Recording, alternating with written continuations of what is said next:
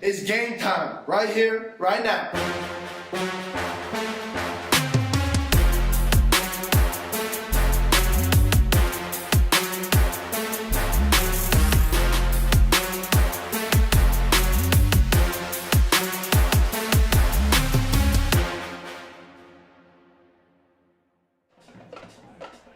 Hello and happy Friday to all of you out there, wherever you are and whenever you may be watching.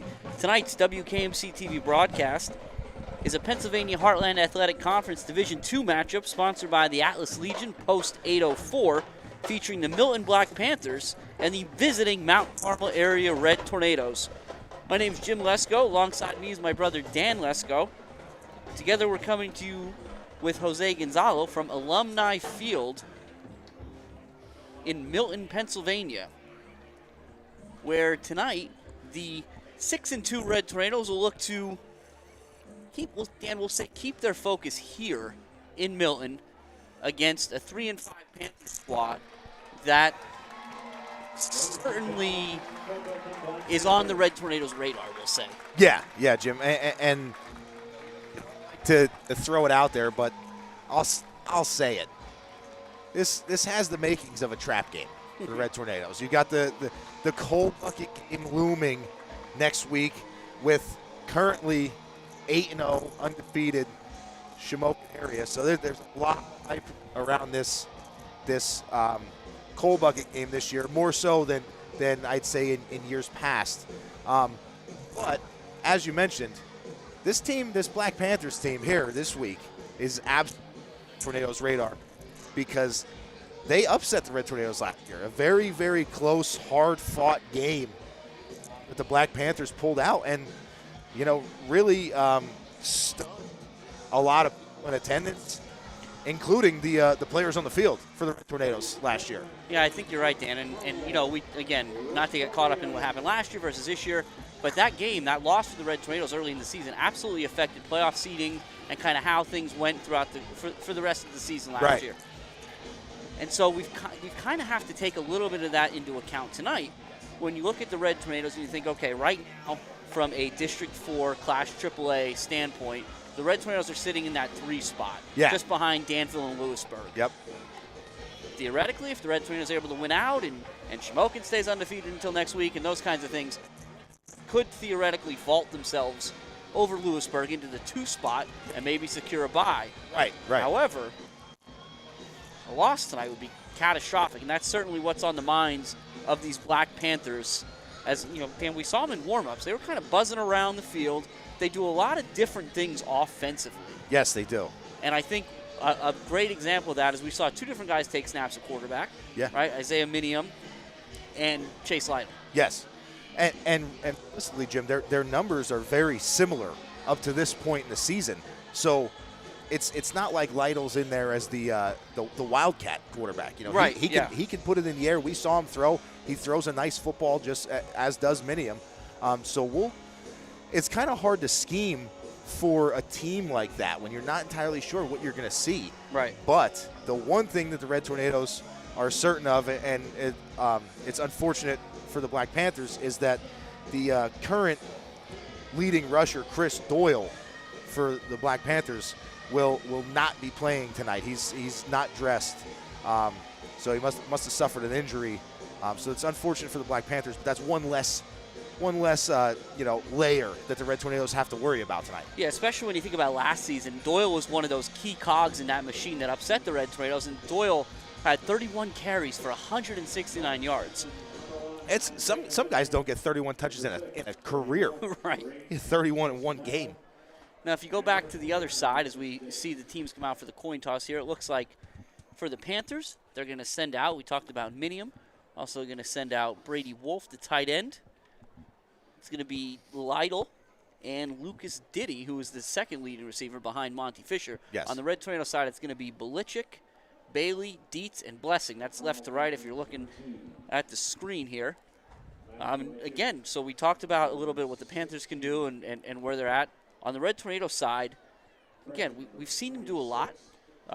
A lot of it's been through – they're pretty balanced, but a lot of the splash plays have been through the air. Yeah. No more so than I think last week, where the first play from scrimmage was Marshall to Bailey for 87 yards, which is the second longest touchdown pass in history here at Mount Carmel. Yeah, that's behind Dave Shinsky, correct? Dave Shinsky. He did it twice. Twice. Once to Nick Sebas and once Coach Timmy Wargo. Oh, there you go. Look at that. 89 yards. Yes, well, that was But 89, both yep. of them, yeah.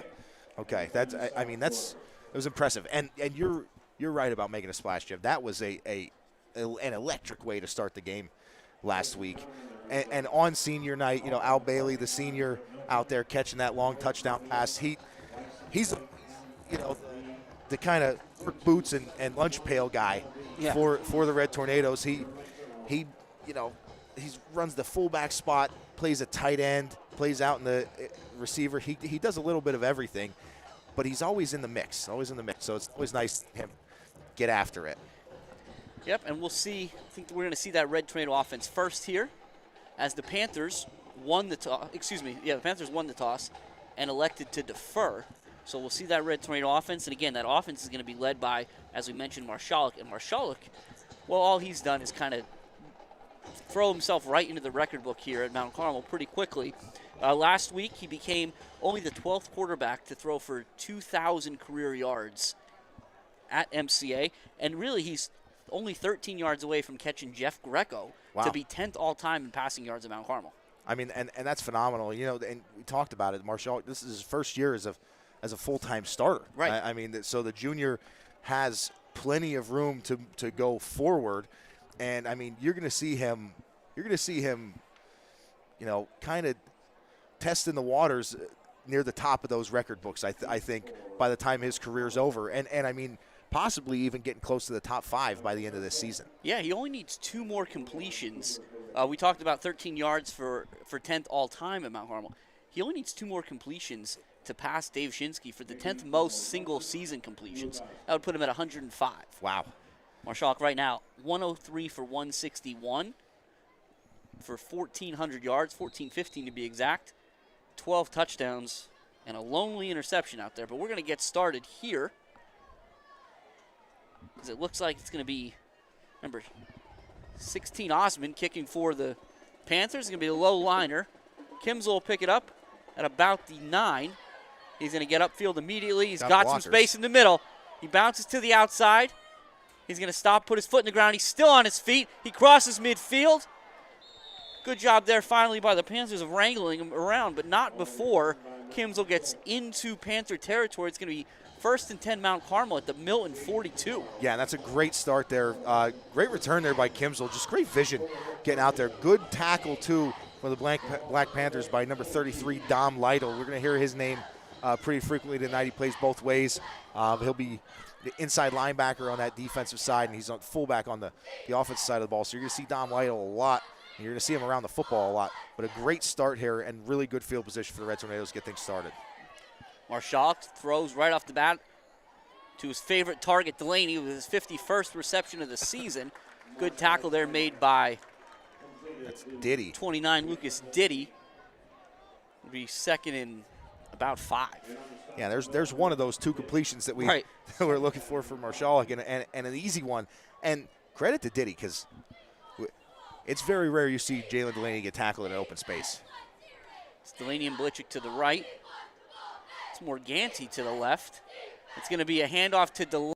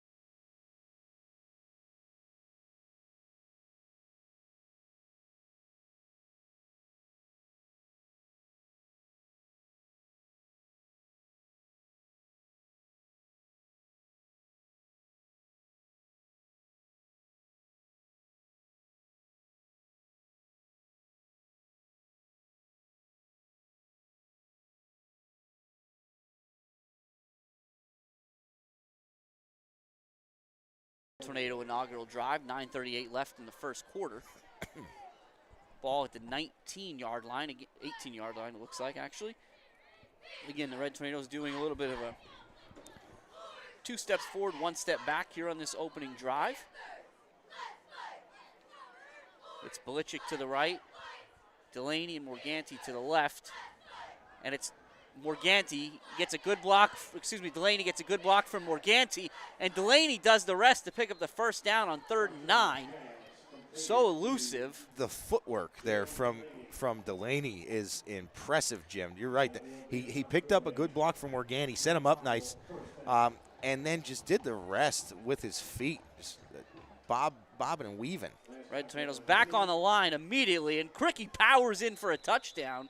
So at the 8:59 mark, it's 6-0 Mount Carmel on an 8-yard Cooper Cricky touchdown plunge. Yeah, Cooper Cricky's not just flash and frill there. He can bang with the best of them. He puts his shoulder down there for that last yard to kind of bowl over a Black Panther defender and get in there for 6.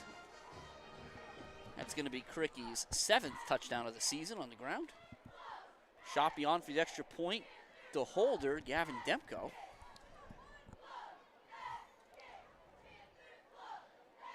It's a good snap. Demko does a good job getting the hold down, and Shoppy does the rest. 7-0. And so we are back here. Just for those of you out there, we did lose a little bit of power for a few plays in that drive.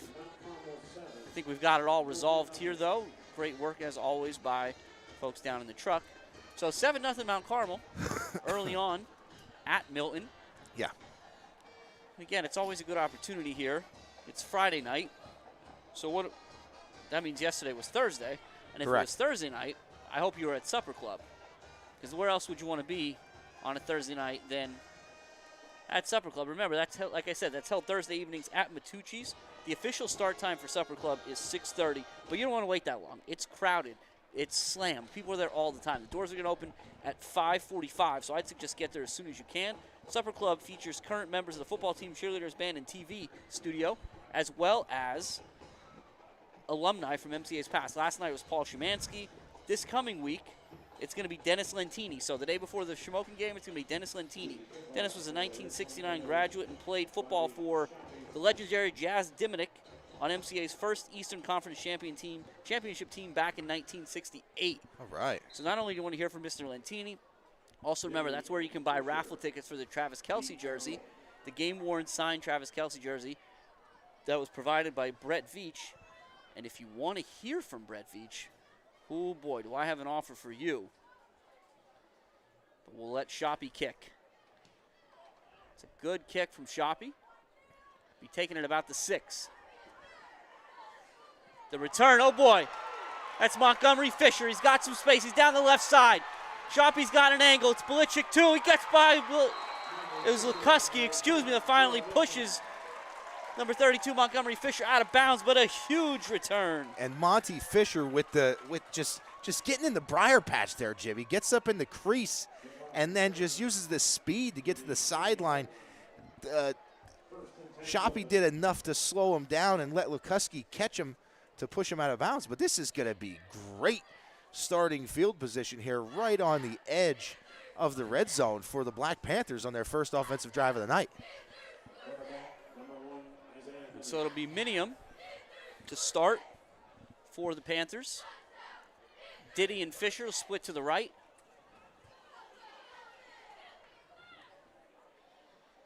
It'll be a handoff to Canelo, and he's going to be stuck. Oof. Looks like Clokus and Miller on the stop. Tackler 1 and 2 for the Red Tornadoes. Yeah, those two inside linebackers, you don't want to run into one of those guys. You run into two of them, you're in trouble.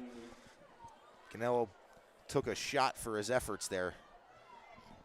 But Jim, you can't leave us hanging. You can't leave us hanging here. Oh, did I start to say something? You did. And it's something big. Might have to wait till after this play. All right. It's 4 wide now for the Panthers. Minium brings Wolf in motion. And he's going to keep it himself off the left side, but there's nowhere to go. He runs right into the waiting arms of Jagger Delaney. Clokus will help finish it off, and it's going to be third 3rd and, we'll say, 8. Great job there by Delaney, defeating his blocker, getting in the backfield there to make the tackle. So let's kick it to you, Jim. I'm going to kick it to me again, Dan. Yeah.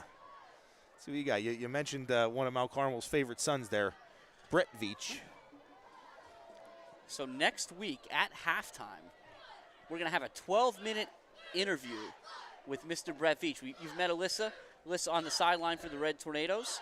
She had a chance to interview Brett, and we're going to share that next week. But right now, Minium's looking for Fisher in the end zone. It's incomplete as he was under pressure from Karicki. A ton of pressure. And it'll be 4th down. Yeah, pressure coming from the middle from Karicki, but he had Bailey coming off the edge right in his face, too, and he saw Bailey coming the whole way, so he wanted to get that ball out of his hands. But, yes, that 12-minute halftime interview with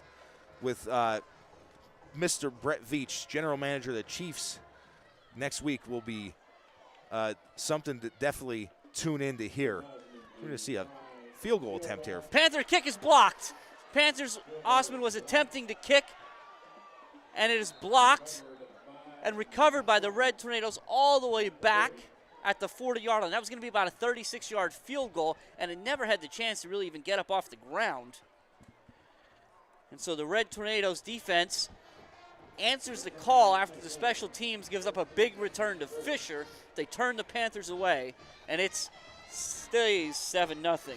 You're right, though, Jim. I think that ball appeared to get blocked off of the block.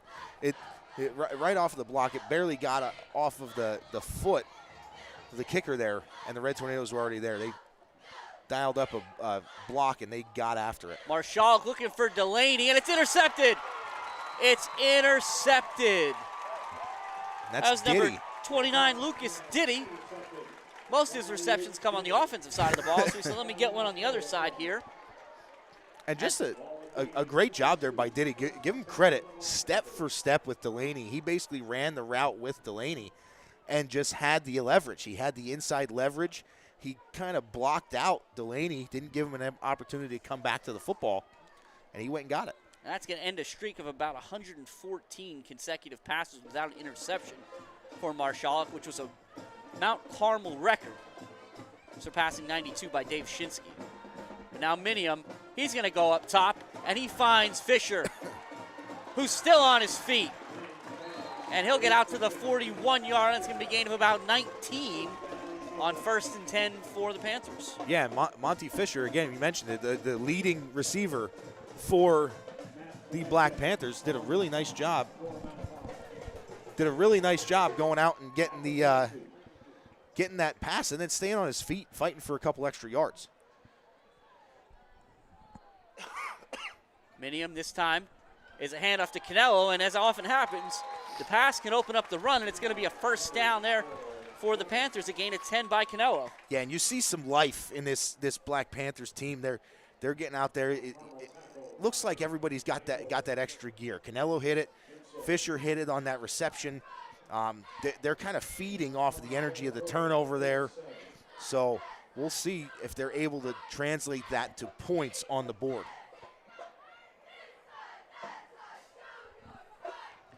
This time it's Minium on keeper to the left side. He'll pick up a few before he's met. Looks like Lukuski, Miller, and Clokus getting up off the bottom there.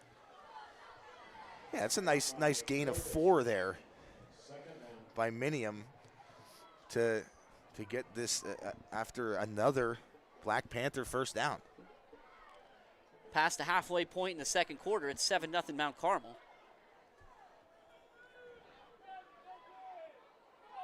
Two to the right for Minium. He's got Canelo in the backfield, and he's going to throw. He rolls to his right, under pressure from Belichick immediately, and it's just wide of target Diddy. It's going to be 3rd and about 6.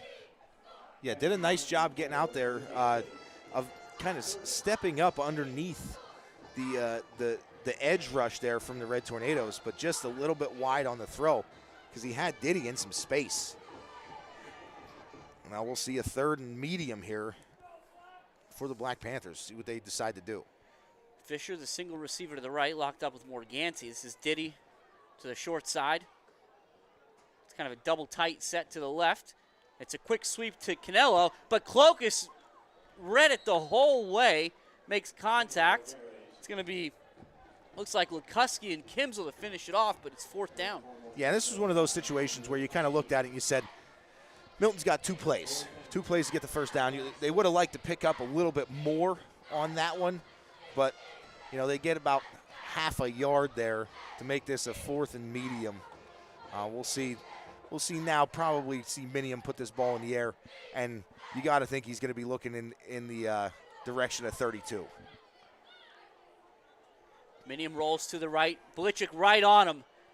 And it's incomplete. Now there's a flag. 2 flags. 2 flags. Now where the first one was thrown, you typically think holding. Where the second was thrown, you typically think a defensive backfield penalty.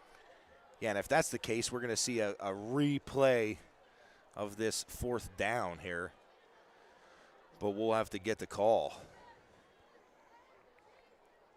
It was good coverage by Belichick, Chase Belichick, on Diddy, the intended receiver. So as the officials sort this out, we're going to, again, thank tonight's sponsor, Atlas Legion, Post 804. Now, the officials seem to only be talking to Coach Dara, which makes you think both penalties are on the Panthers. It's a hold, which is going to be declined. And we're going to wave off the second flag. Okay. All right. So we're back in business here, and it's going to be 1st and 10 Mount Carmel at their own 43-yard line.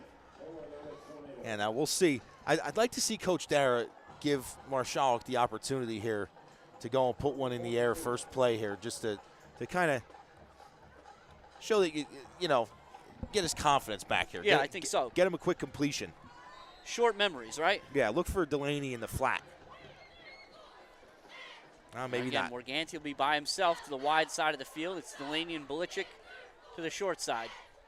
Handoff to Blessing.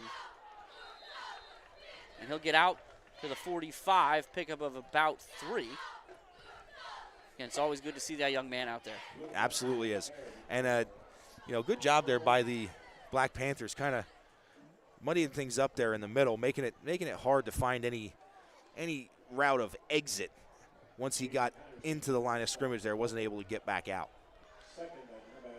Blessing was back last week and saw some action, 5 carries, 50 yards, and a touchdown. His first of the season. He's kind of been battling some injuries. But Marshall back up top to Belichick for a first down. Red Tornadoes down to the 45-yard line of the Panthers.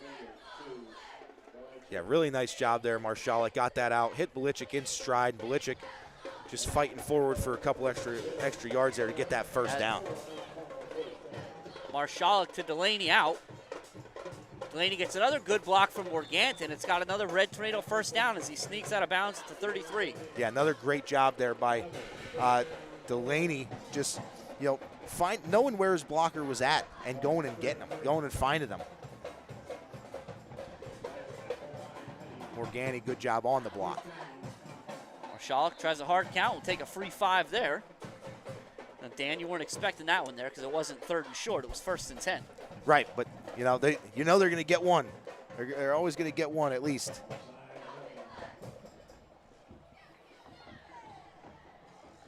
So 1st and 5 again. 3:51 here now. 7-0 Mount Carmel. It's Belichick, Delaney to the right, Morganti to the left. Bailey's in the slot to the right with Blessing in the backfield. It's going to be play action. Marshall looking up top, and he's got Belichick. Does he keep it? He does. What a catch by Chase Belichick for a touchdown. And Belichick is slow to get up. He's in good shape.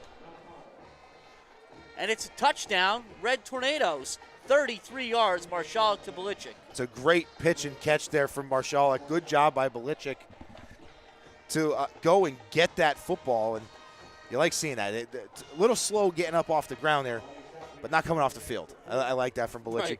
Right. Now Coach Dara is going to send somebody out there to get him, give him a blow. But those Belichicks, they're tough kids. They're going to fight for that. Again, now we're looking, Dan, and I didn't mention it first drive. Shoppy's kick is up and good. We didn't talk about it a whole lot the first drive when the Red Tornadoes came out on offense. We didn't talk about it when they were on defense. We didn't talk about it when they scored the first touchdown. But there's somebody missing out there. You are right, Jim. And it's number 7, Tate Adams. So we'll have to see kind of what's going on with that. I was kind of scanning the sideline earlier, and I did see him on the sideline. So, and he's suited. Okay. So that makes me at least think that he should be healthy. Huh. But you never know. Again, 3:31 left here in the first quarter. It's 14-0 Mount Carmel. Mount Carmel got out to an early start here. Again, got the 8-yard run from Cricky. Now the 33-yard pitch and catch from Marshala to Belichick. As Shoppy kicks. Again, he had the huge return from Montgomery Fisher. First time the Red Tornadoes kicked. We'll see if they can prevent a repeat. Yeah, and I mean, the 3 inside guys there, you got Morgani, Clokas, and Ben Miller. So they really shored up the inside of that kick return or kickoff team. So you like to see that one of those 3 guys, wouldn't be surprised to see him get in on the tackle here. That's such a good kick by Shoppy. It's exactly why it's a good kick, because it's going to be picked up by Fisher, and he's still on his feet. Oh, my goodness. Another return by Montgomery Fisher. He's going to be upended by Kimzel. But you saw the kick from Shoppy. It was like an odd spiral. Yeah. Fisher had a hard time fielding it, but that didn't matter. He picked it up and took off. And, Jim, we've talked about it before. Anytime that ball hits the ground on any sort of a kick, things kind of go awry. Guys start to lose their lanes a little bit, and Fisher does a good job. He maintains his composure, gets the ball, finds a crease, and has the Black Panthers starting another drive in Red Tornado territory. It's Canelo to the right side, and there's just nowhere for him to go. It's Cricky, Bailey, and Shimko, and looks like they're going to get him in the backfield for a loss of a yard. Yeah, it's a really nice job there by that left side of the Red Tornado defense, just getting in there and making a really nice stop there and kind of setting the tone for this drive. So you're not going to be able to run the ball. Not this way. So 4 wide now. Canelo the back will hop from Minium's left to his right. Minium straight back under pressure immediately. He's got to throw it. It's over the head of Montgomery Fisher as Bailey and Belichick were converging on Minium in a hurry. Yeah, and you got to think that the Black Panthers are going to want to maybe keep an extra guy in there, try to pick up one of these edge rushers, because the Red Tornadoes are getting pressure immediately off the snap, unblocked. And that interior, that defensive line of Shimko, Cricky, and Delaney, and then you have Bailey and Belichick as the bookends. Miller and Clokas, the 2 middle linebackers, and again, we talked about that defensive backfield. Lukuski and Delaney at the corners, Kimzel and Chase Belichick round out the back end of that defense. Minium again under pressure immediately. He's just going to float it out there, and there's a little miscommunication. I think Fisher might have zigged when he should have zagged on that one. Yeah, I'm not entirely sure. Look, if it was Fisher or if it was Chase Lytle, he ran like a quick out. I don't know if it was going to turn into an out and up, and Minium was forced to get that ball out too quick, or if there was a miscommunication. But either way, Minium just under so much duress, he just has to get that ball out of his hands. Now you'll see Fisher. It's going to be Fisher coming to the sideline there, it looks like, Dan. Yeah. It's going to be spelled by Skylar Humphrey. So he'll be in the twin set, and again, I think that was a little unexpected for Coach Wilson and the Black Panthers, and they'll take a timeout here with 2:42 remaining in the first quarter, facing a 4th and 11 from the 38-yard line. Yeah, Jim, I'd be remiss if we didn't talk about it at least a little bit. You know, we don't want to look ahead to next week.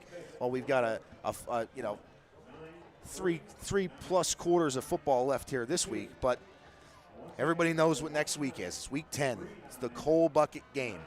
The Shamokin Indians 8-0 right now. Possibly playing Loyal Sock tonight. We'll keep an eye on that score. But there's a chance they come in the next week at undefeated 9-0 with an opportunity to take that coal bucket back from the Red Tornadoes for the first time in over 25 years. Close to 30 years. So the Red Tornadoes are looking to retain it, and we'll see if the Indians, they got a real shot at taking it this year. There's a lot of game left in that one, but I can tell you in the first quarter, the Indians lead 20-0. Whew.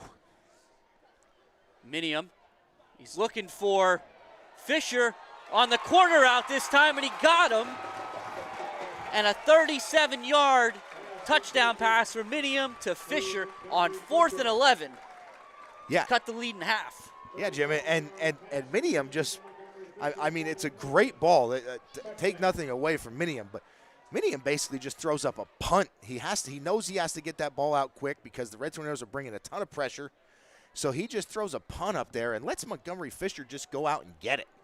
And Fisher does just that. Olsen on for the extra point. That kick is up, and it's good. And so 14-7 here at Alumni Field in Milton. And, Dan, this is, I kind of jokingly, harken back to I think it's the water boy, right? That you zigged when you should have zagged kind of thing. Yeah. But the reality is, on the incompletion on third down, on second down, what's third down? Yeah. Fisher runs the post. Minium throws a corner, and there's nobody there for that football. Fisher comes to the sideline, and he's a little winded because he just ran a couple deep routes. Yeah. But you can see him talking to the offensive coach on the sideline there. Yep. And I can't help but think that's part of the conversation is, hey, I know I ran a post there, but that would have been a corner. There's nobody over there. Right. Yeah. And that's the thing. I mean, the Red Tornadoes, they really don't bring a lot of help. So when you're running four wide receivers out there, somebody's going to be in man coverage, and somebody's going to be out there in the, there's not going to be any help over the top. Right. You're going to find an open area down the field, and credit to the Black Panthers, they found the open area and they executed. You can find it, you can look at it and say where it's going to be, but the kids out on the field still have to execute it, and they did just that. Osmond will kick for the Panthers. It's Cricky and Kimsel back deep. Good kick from Osmond. It'll be Kimsel at the 5. He's going to work his way back to the middle. Now try to get to that far sideline. We got a flag already on the return. There's 2.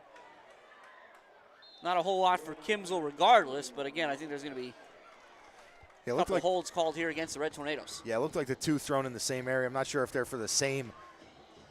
I would assume they'd be for the same penalty.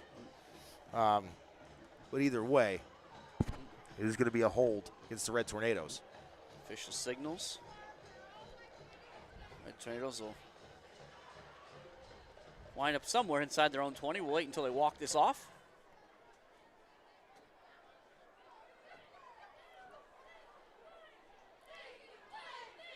Again, there's the official signal for the hold against the Red Tornadoes.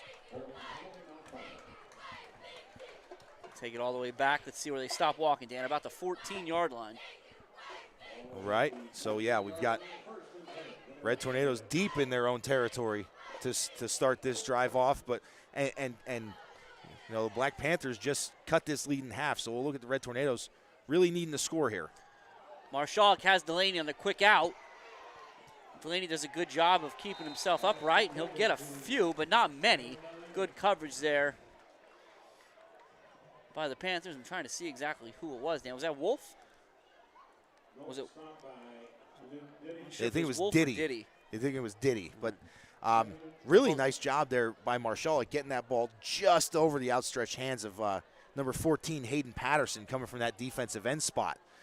He was applying a lot of pressure there and almost batted that one down.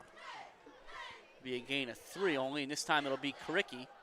And Kricky's going to go behind Bailey and company and pick up a few yards out to the 19, or 24, excuse me.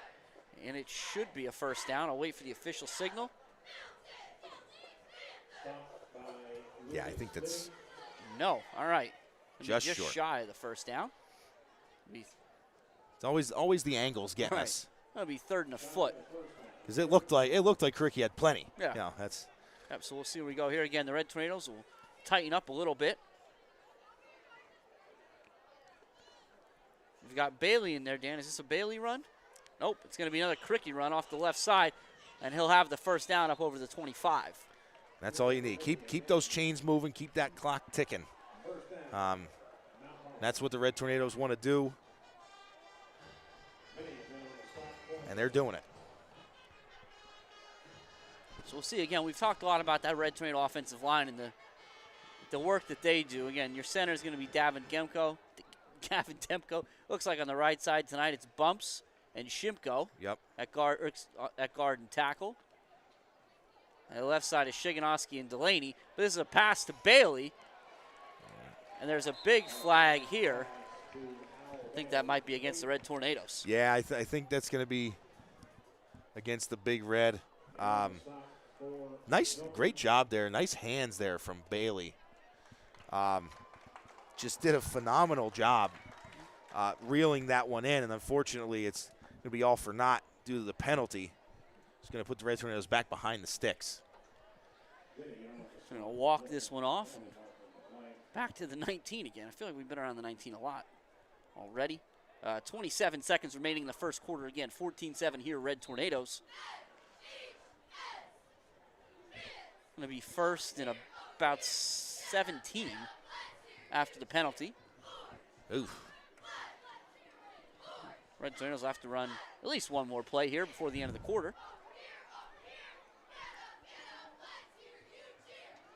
And Marshalik has Belichick again, and Belichick takes a shot, and the kid pops up, but my goodness. That was a tough shot directly to the helmet. Yeah, Belichick's a little, you see, visibly frustrated. Yeah, and rightfully so. That's the end of the first quarter here. It's 14-7. And Belichick's been the guy for the Red Tornadoes to kind of go across the middle. He's the guy. If Marshalik's going to throw the ball inside, that's usually who he's throwing it to. And Belichick, he's taken some shots like that throughout the season. And you're right, he pops up, helmet on, and a little frustrated because it did appear that the shot came in pretty high. Well, yeah, I mean, helmets don't just pop off. Right. That's right. part of it. But I think one thing that we'll notice here, Dan, and we talked about this at the beginning, this is a Milton team that whatever the record may be, whatever their season's been so far, yeah, there are kids on the field right now that know exactly what it takes to beat this Mount Carmel team. Absolutely. And they would love nothing more than to take another, after losing the first 13 games in the series. Yeah. Right? Mount Carmel was 13-0 coming into last year. Yeah. And now it's 13-1, right? Right. The Panthers would have nothing more, and I think you're starting to see some of that chippiness here already. Yeah. And it'll be interesting to see how the officials kind of handle this going forward. Yeah, Jim, the physicality, I think, was one thing that we noticed last year. Yes. That the Black Panthers did bring. They played a physical brand of football, which is something that rivals, the brand of football that Mount Carmel plays. So they're trying to set that tone and do the same thing here. And it's Karicki, and he'll have a first down. And you notice, Dan, we talked about Belichick. The first play had Brokenshire on the sideline, was split out, but here comes Chase. Yeah. Can't keep a good man down. Absolutely not. We've talked about it before. These Belichicks are tough kids, Jim. And now it's Delaney, because Chase would love nothing more than to get a block. I think that's what that call is. Yeah. We like that play. Hey, you want to go hit somebody? Right. We like to get Delaney in the open field, but we also like to give Chase a chance to go hit somebody. Right. And it's crazy, Jim. Sometimes the Red Tornadoes go so fast that their receivers are just getting set, and that ball is getting snapped.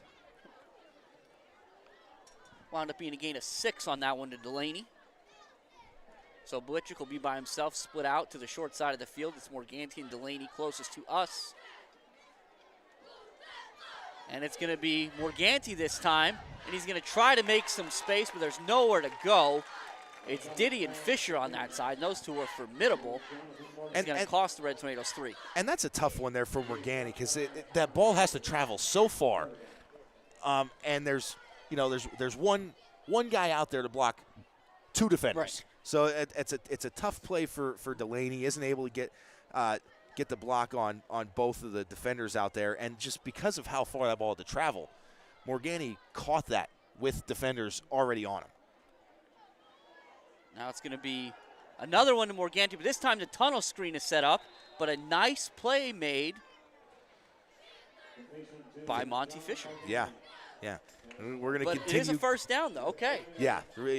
Morgani does a really good job getting to the sticks and knowing where the first down was. But, again, a really nice play by Monty Fisher because that one could have went for a lot more. Delaney again, and now he's got some space on this one. And that's going to be a tough job out there. Minium does a good job of forcing him out of bounds. But when the Red Tornadoes go that fast and you're going to give Delaney 8 yards of space and a blocker and Belichick in front of him, he's going to pick up some yards. And I think that's one of the things that Delaney brings is just that the threat of the deep ball kind of gets defensive backs in their back pedal a little bit earlier than they should be. So you can hit them with that quick now route, that now pattern, and he's got 4 or 5 yards of space right away. So second in the yard. Here comes the blitz, but it was Karicki, and it works out as a run blitz as he's going to get stuck and dropped in the backfield. Trying to see who it was, Dan. Did you get a number? I'm trying to see it when he turns. Was it Wirtz? Is it 52? No, that was 11 that blitzed. Oh, that's Humphrey. Yeah, Humphrey came from the second level there and got through it, and Bailey did all that he could to pick up the block. He stepped down hard to try and get him, but Humphrey was already on him. 3rd and 4 now. 3 minutes gone by here in the second quarter. The Red Tornadoes lead 14-7. It's a quick out, and it's high and wide of Delaney. And now Coach Dara is going to have to make a decision here. It is at the Panther 44. Yeah, and I think you go for this one here. It's maybe try the hard snap count, see if you can get them.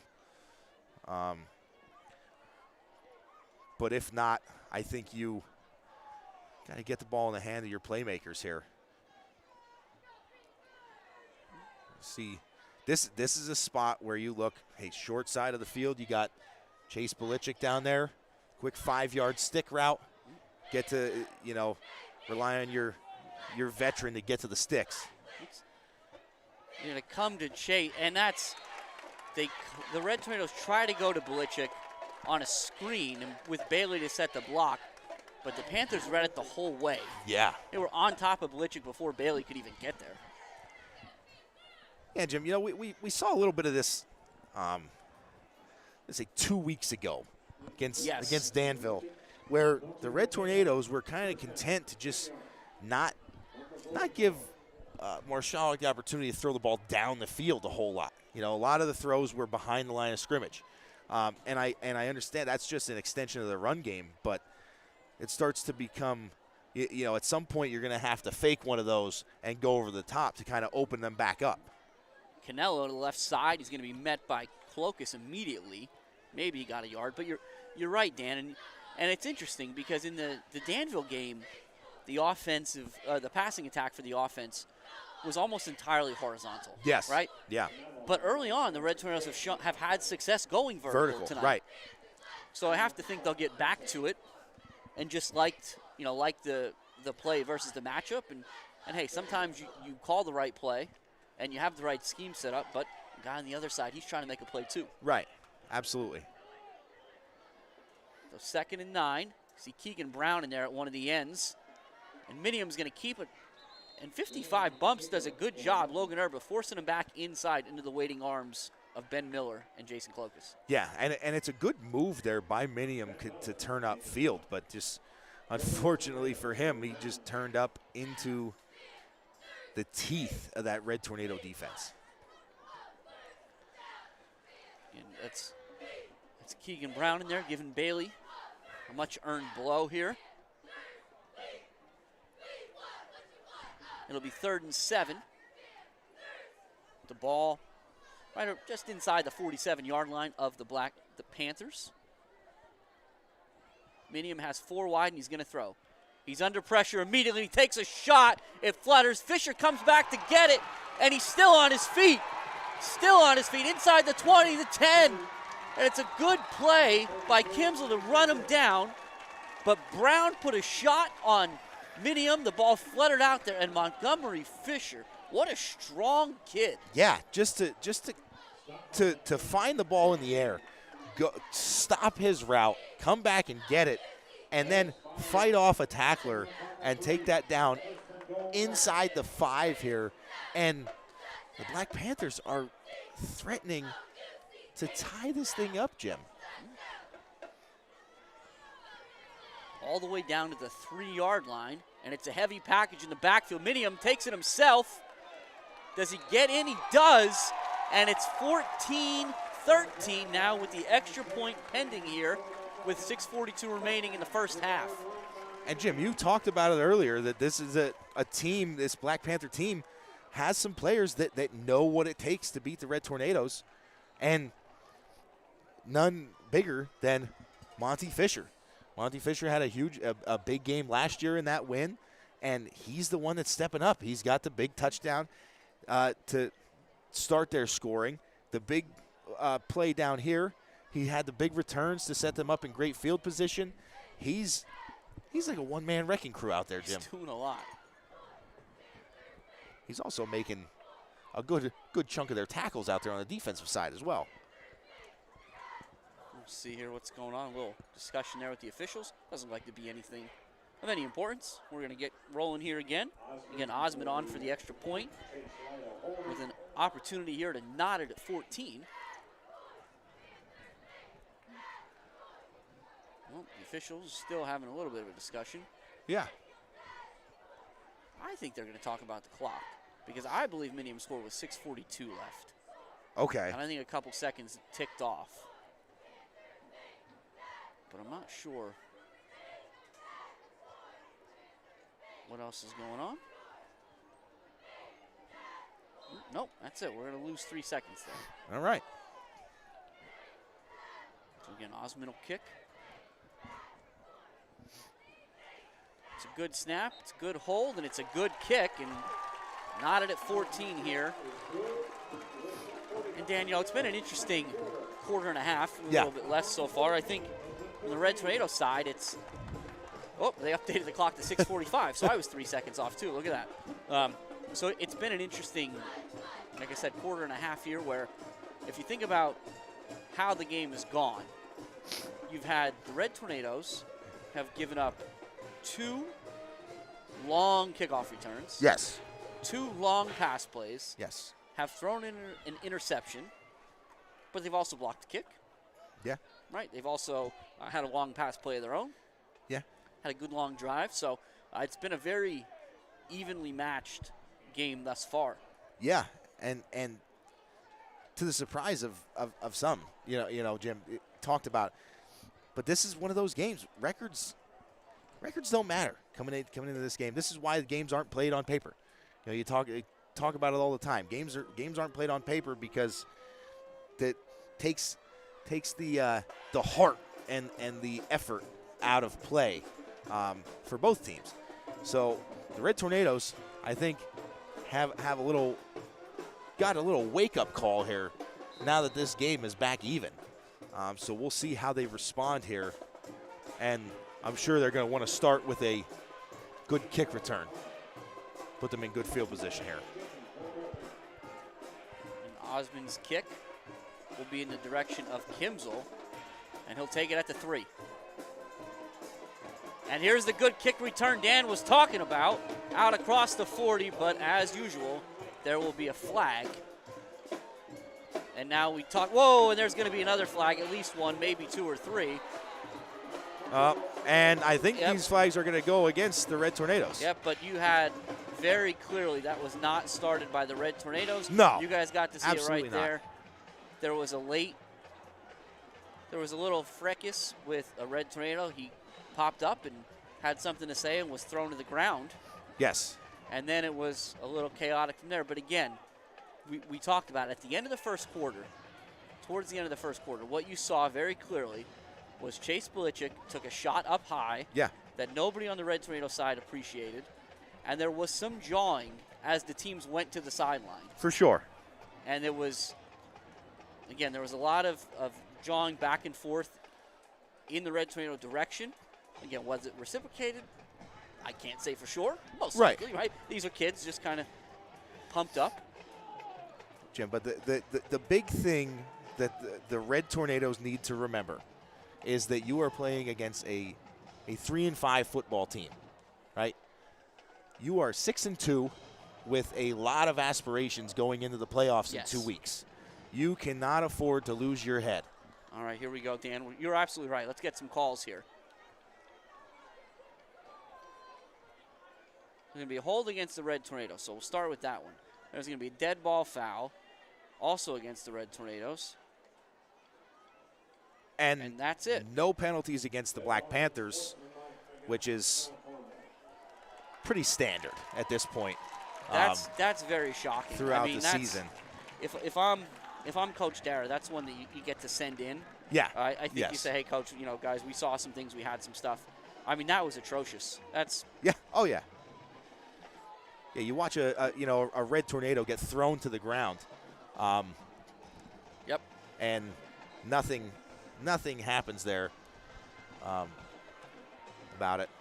And the Red Tornadoes are going to start backed up deep in their own territories. I'd like to see Coach Dara take a shot here to start things off. You haven't talked about shot plays as much this season. No, and I we think haven't. That's because the Red Tornadoes just do them now. Yeah, they do. It used to be we'd have to beg for them out of their shotgun double wing.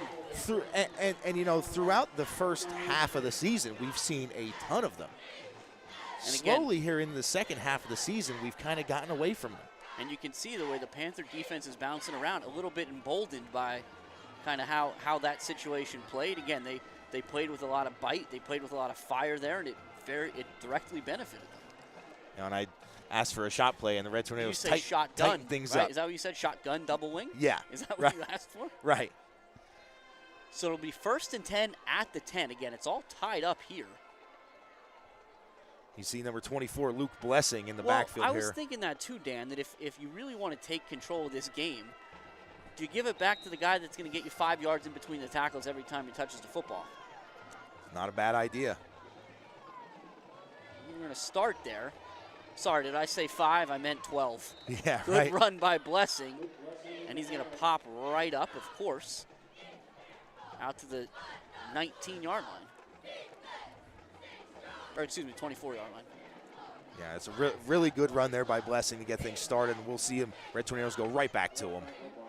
Why not? A nice play made there, though, by the Panthers. We'll see who gets up. I think that's Fisher again. Yes, it is. Oh, my goodness.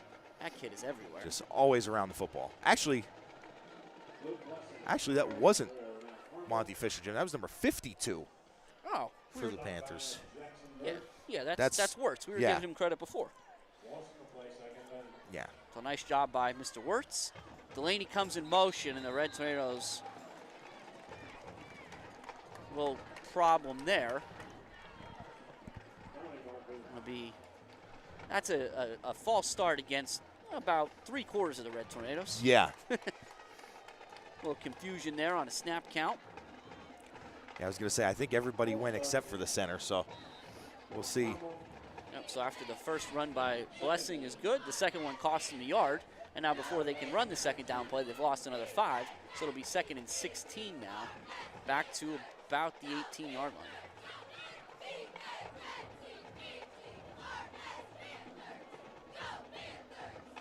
And now Marshall's going to throw, and he's got receivers deep, and Delaney does a great job of breaking up the pass. The ball was a little short and would have very easily been intercepted were it not for Delaney's defense. Yeah, that one came out a little wobbly there from Marshallek, and you're right, it did come up a little bit short, which is surprising. We're not used to seeing Marshallek miss a throw like that.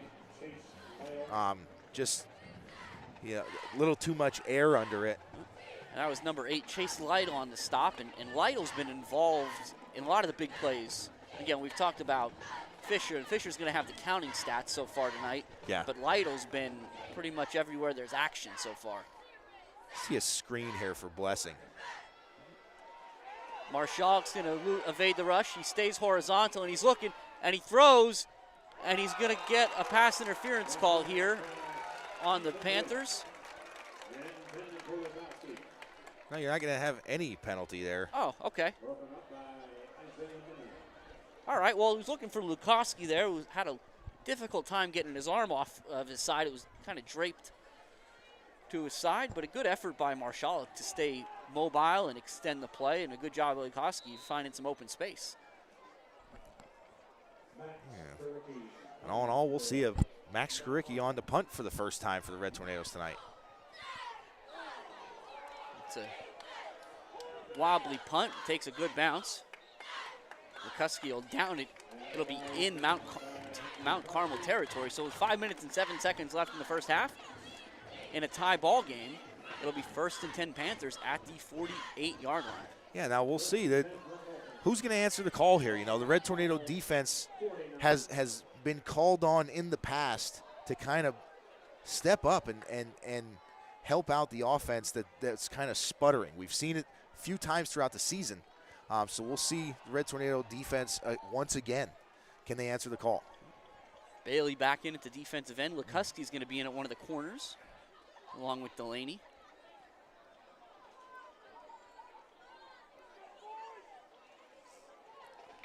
Minium's going to hand it off to Canelo, and there's really nowhere there on the ground. And now Canelo doesn't have a helmet on. Yeah. And again, it is vicious in those trenches tonight, Dan. It is. It is. Anywhere in between the tackles, there's a lot of bang going on. I'm sure there's a lot of talking going on in there. You know, games like this, that's what happens. But also normally a lot of fun for the guys that are in there. You know. Well, we talked about it a little bit last week, but to get into this week, it's also finally starting to feel like football. Yes, it is. Right, we're at low to mid 50s right now. Here it's almost 8 o'clock. It's dark. Yeah. Right, this is football weather, man. Yeah, it's been dark since pretty much kickoff. Yeah. It's going to be a sweep to Fisher because why not? But he's going to be upended by Miller. Miller and Clokus, just always around the football. Great job by Al Bailey, too, on that defensive end spot, turning Fisher back inside. There you go, Dan. That's why you're here, to talk DN play. Yeah, it's the most important position on a defense, is that defensive end. Spoken like a true defensive end. You're outside contained man. You don't let anybody get outside of you. Turn them all back into the defense. That's where you want them. So now 3rd and 10.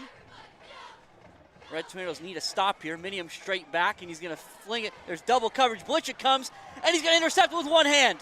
Now Blitchick's got to return. He's got white jerseys. He's going to pick his way. He's still going down, and he sneaks out of bounds at the 38-yard line. But what a great play and a good defensive scheme as Minium's looking for Fisher, and he's blanketed. Yeah, looking for Fisher all the way. The Red Tornadoes have 2 defenders on Fisher, one to block him away from coming back to the football, and the other to reel it in and take it the other direction. So now turnovers are 1-1 on the night so far. Interception on both sides, and again, 3.5 left, 3:32 to be exact in the first half. The Red Tornadoes will look to get back out in front of the Panthers. Yeah, they're in good position here to start.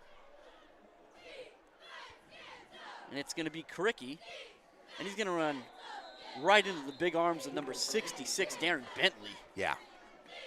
He'll get back to the line of scrimmage, maybe a yard, but not much more than that. Yeah, and you're not going to get much up the middle with big number 66 in there, just over top of the nose. I mentioned it earlier. Bentley's 6'2", 347-pound junior. He is just a mountain of a man in there. And he is a man, that's for sure. Yeah. So 2nd and 9 here for Mount Carmel. Marshall is going to hand it to Karicki again. And Karicki shows you why he's the Red Tornadoes' leading rusher. And look at this. He's going to get a good block from Delaney. Touchdown, Mount Carmel. Delaney with an expert block at the end. And it's a 38-yard touchdown run for Cooper Karicki, his 2nd of the night. And, Jim, that's one of those ones, too, there where you see Delaney. Karicki also sees Delaney out of the corner of his eyes and lets up a little bit. Takes a little bit off the gas there to let Delaney get out in front of him. Let him get out there and set a block. And Delaney does such a great job. He's about to throw a nice big block there. The defender shows him his back so that he could try to get the penalty call. And Delaney just says, you know what? I'll just run into you. You know, I'm not going to extend my arms. I'm not going to get a penalty called. But we're still going to do away with you just the same.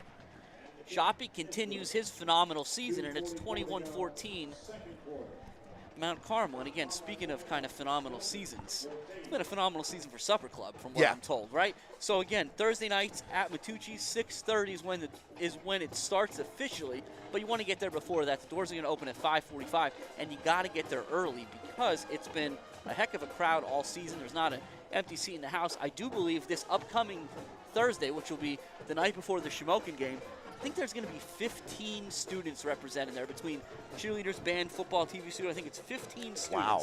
So it's going to be a big deal. And it's going to be a packed house. Oh, my goodness. And not just the students. Again, you also get 1969 grad Dennis Lentini there. Again, we talked about Dennis. He played on the 1968 Eastern Conference Championship team under Jazz. That was the first Eastern Conference Championship team for the Red Tornadoes. And while you're at Supper Club, you can buy raffle tickets for the game-worn signed Travis Kelce jersey that was provided by Brett Veach, who was also kind enough, again, we got a lot of stuff going on, also kind enough to give us an interview here with WKMC TV reporter Alyssa Trefsker. So we're going to air that at halftime of the Shamokin game. So again, that's going to be on our feed. It's a nice long interview with Brett Veach next Friday night. Yeah, and that's the thing. We want everybody to get out there and support the Big Red at home for the Coal Bucket game. But at halftime, get on that feed. Dial up the feed, right? Dial up the feed and make sure you get a look at that interview with Mr. Brett Veach. And the Red Tornadoes decide they're done with Montgomery Fisher on that one. They're going to kick it short to Humphrey, and he's going to return it to about the 32-yard line. Not a terrible idea, Dan. No. I think that's the right decision. Stay away from Montgomery Fisher. You know, you got the defense blanketing him. That's what you have to do. I mean, he's the guy that's been hurting you throughout this first half. So take him out of the game. Do not let him get the ball in his hands. Minium in the shotgun, 4 wide set for the Panthers. And it's going to be a handoff to Canelo, and there's, again, just nowhere to go. He's going to be hit first by Bailey, who just stepped in and wrapped him up. Hey, yeah, Bailey, Miller, and Clokus all there. You'd be hard-pressed to find a tackle that Miller and Clokus aren't in these days. You're right. If it's not 15-plus yards down the field, they're around it. They've got 140 tackles between the two of them already on the season. More than that, but for ease of counting here, Dan, we'll say 140. Yeah. And that just, you forget that Clokus didn't play a lot the first 2 weeks. Yeah.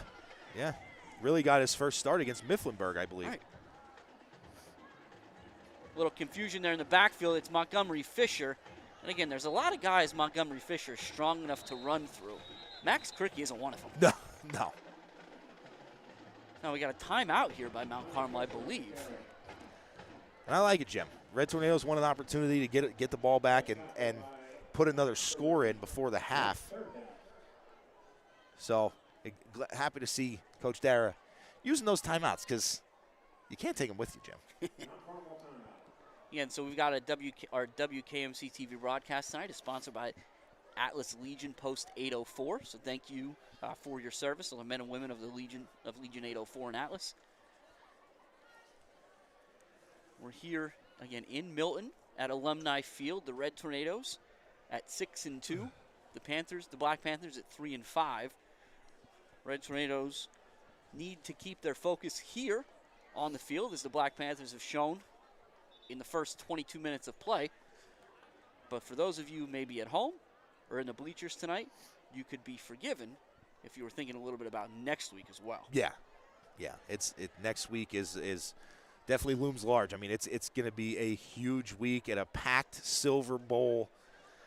But again, a lot of football left to play here in Milton. They're going to flood the right side of the field for Minium, and he's looking for Montgomery, and it's going to be caught. It's a nice catch despite the good coverage by Kimsel. Yeah. And that play by Kimsel, Dan, that's like, you call that coach's tape. Yeah, or absolutely. Teach tape, that's teach tape. Gets the hand in there to try to separate the ball, but does just a great job. And that's big for the Red Tornadoes there too, because Montgomery Fisher got out of bounds. Yeah. That stops the clock. 1:43 left. We'll see a punt here. Red Tornadoes don't seem to be weren't convinced that the Black Panthers were going to punt. Oh, that little conversation there with Luke Giddy. There's going to be a flag immediately. Morganti's going to take the punt. Morganti returned one for a touchdown last week. He's got a lot of space, He's got Jim. some room. Johnny on the spot down the sideline, and he's going to score. Let's go. There's a flag at the beginning of the play, and I think That's it's gonna because be the against Panthers Milton. weren't set. Yeah, that's going to be against the Black Panthers, Jim. But for the second week in a row, Morganti's going to return a punt for a touchdown. And my goodness. And what a return by Morganti.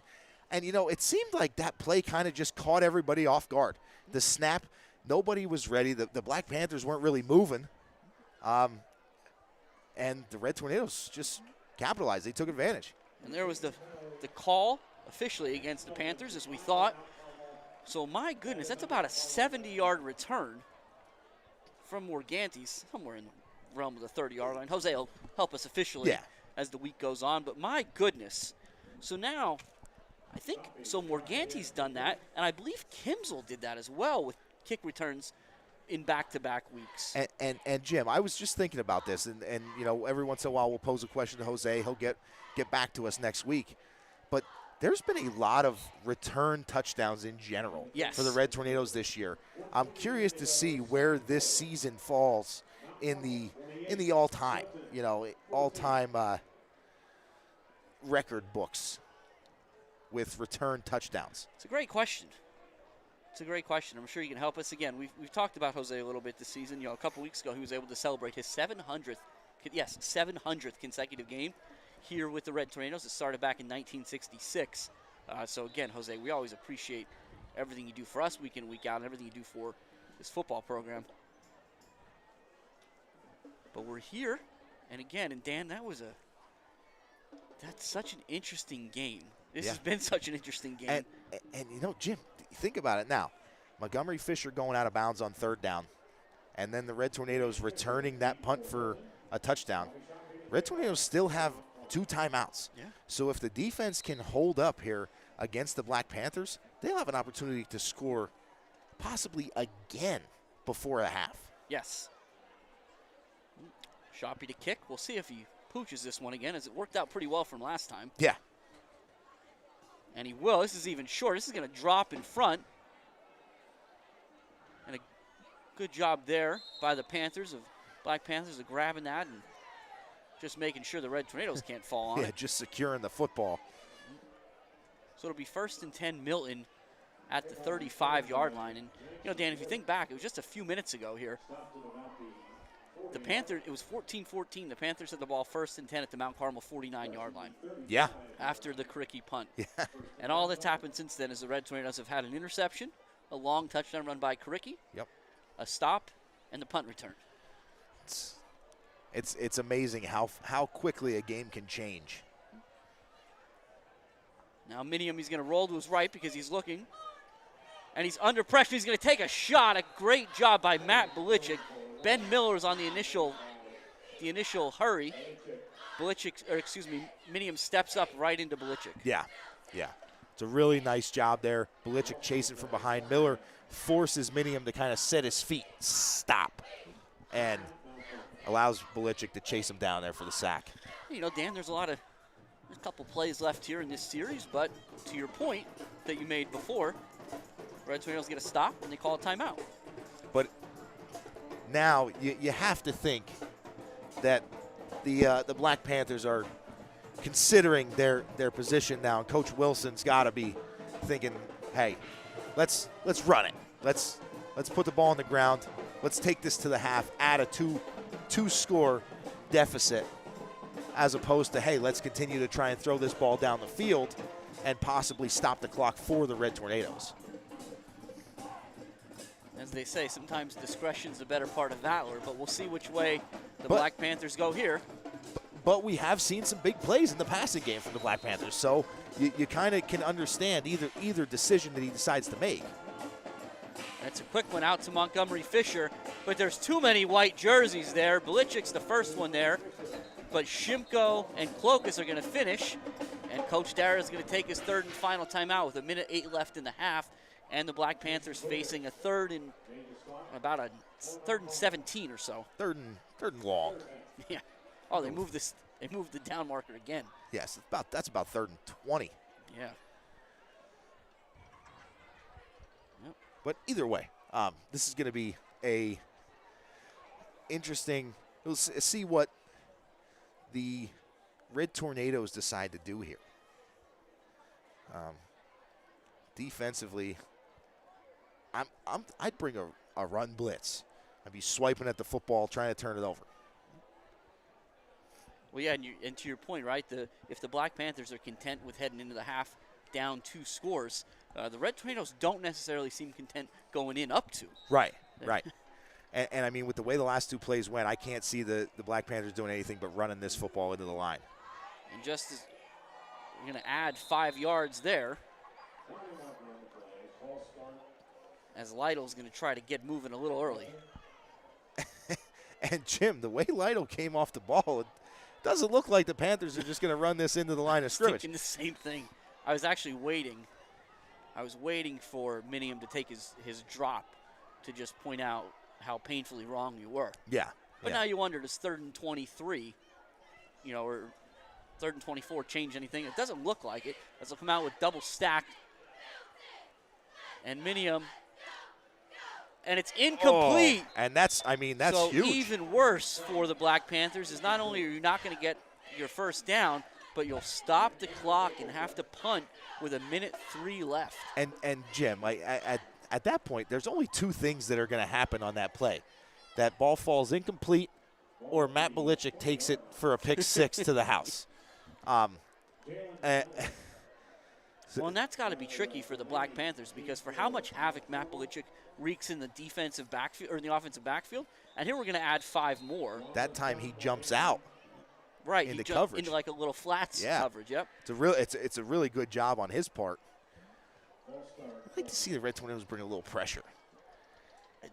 We call respectfully. Coach Schick called the block. It was the X. Respectfully, I disagree with you.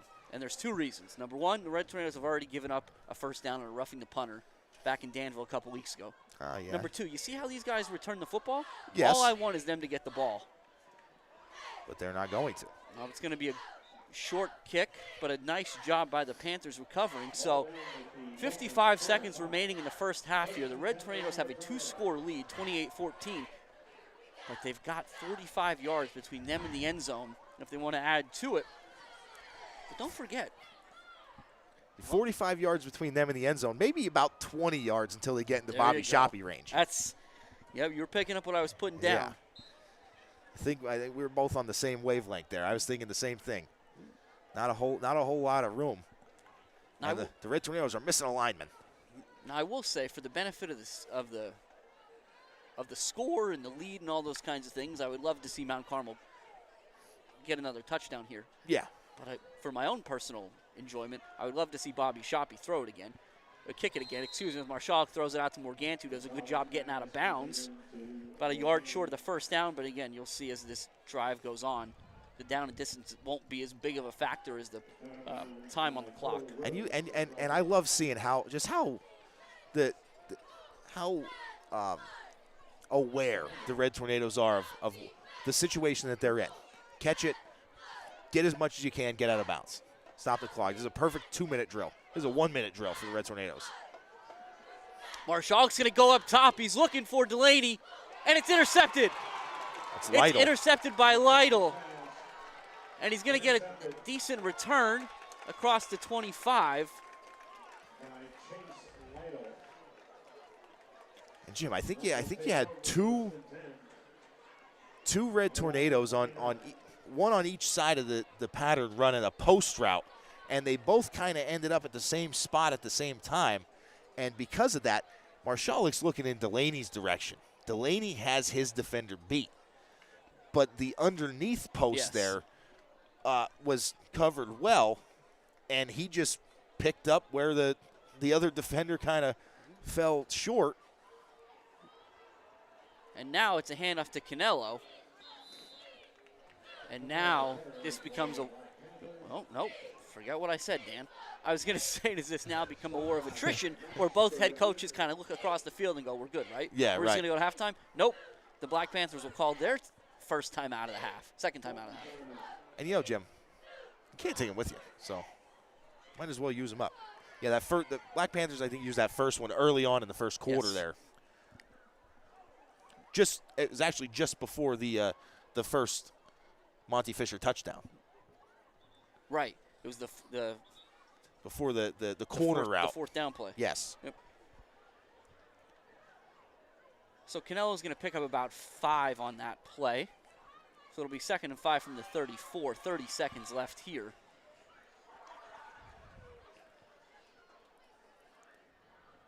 Delaney and Kimzel over the Fisher-Diddy pair.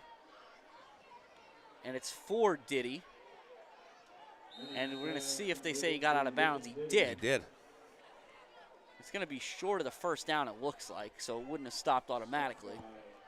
Good defense by Kimzel there. Yeah. And a good fight there by Diddy to kind of bully his way out of bounds. It's 3rd and 2, 22 seconds here. And again, you'll notice whichever side Diddy and Fisher go to, the Red Tornadoes have the 2 corners, and then they have the safety covering over the top. Yeah. And Karicki's actually completely shadowing over the top of these 2 this time.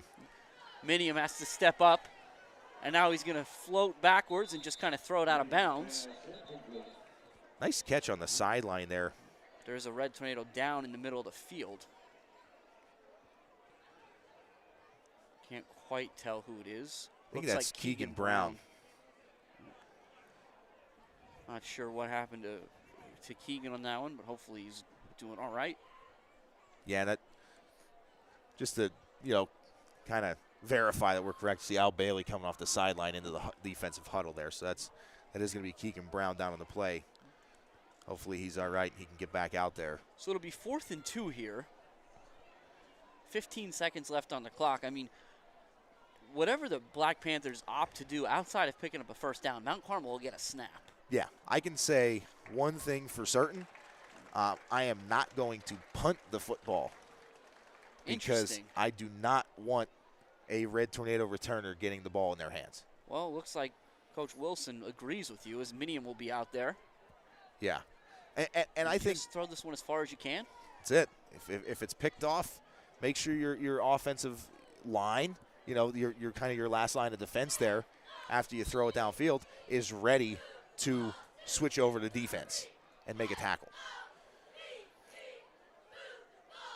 Minium's just going to run it himself, and he's going to pick up the first down. The clock will stop here on the first down. We'll see. And Coach Wilson's going to use his final timeout with 12 seconds left. And so, again, now, Dan, I don't know how many times you can throw it to the end zone in 12 seconds, but at least once. Well, and that's the thing. I mean, realistically, we haven't seen. I don't think we've seen Minium how far he can throw it.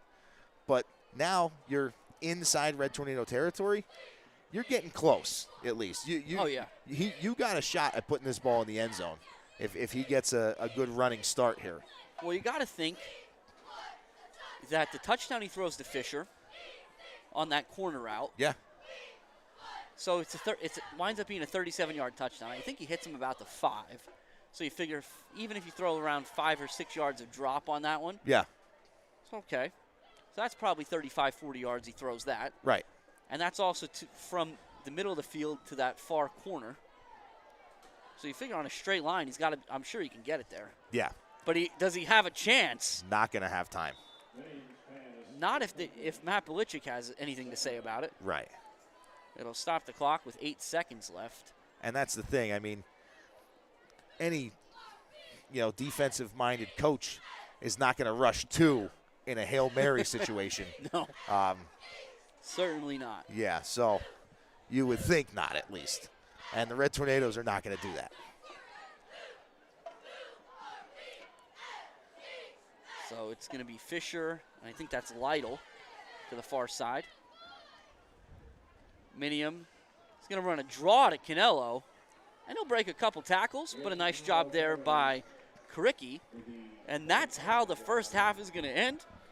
So it's really a tale of 2 halves, I think, here for the Red Tornadoes and the Black Panthers. But nevertheless, it's 28-14 Mount Carmel here after 24 minutes of play. And we'll be back in just a little while with the second half, as well as stats from Jose and scores from around the area, so stay tuned.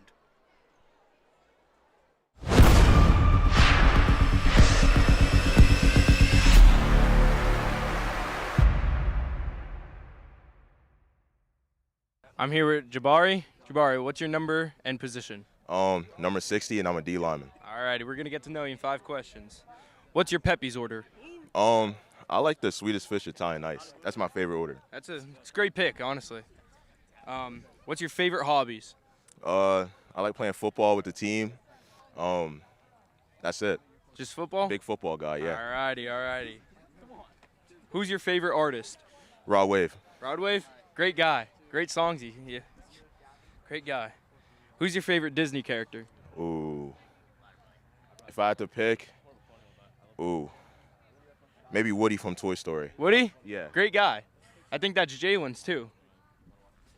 All righty. And do you have any pregame rituals? I like to meditate, pray a little bit, listen to music, and, just lock in. All righty. We have like the same pregame ritual. It gets you in the zone, you know? Yeah. All righty. Thank you. Yep. I'm here with Michael Kimsel. What's your number and position? Safety, number 4. All right. So we're going to get to know you, all right? What's your biggest fear? Cockroaches. Cockroaches? Yep. Why are you scared of them? Seen one in the field house. I got scared. Did you run away? Nah, I just got scared. Oh. So you just like stood there and screamed, kind of? More of a yell. Yell? Yeah. All right. Who's your favorite artist? Did they have to be alive? No. Kurt Cobain. All right. What are your favorite hobbies? Like swimming. Swimming? Riding my bike. Oh, okay. Do you ride it around K-Town? I used to. Used to? I just go in the woods now. Oh, okay. What's your Pepe's order? I didn't go this year, but it's like a, what's that, Georgia Cup? Oh, okay. And then, what artist are you dying to see in concert? Marilyn Manson. All right, sounds good. Thanks, Mikey.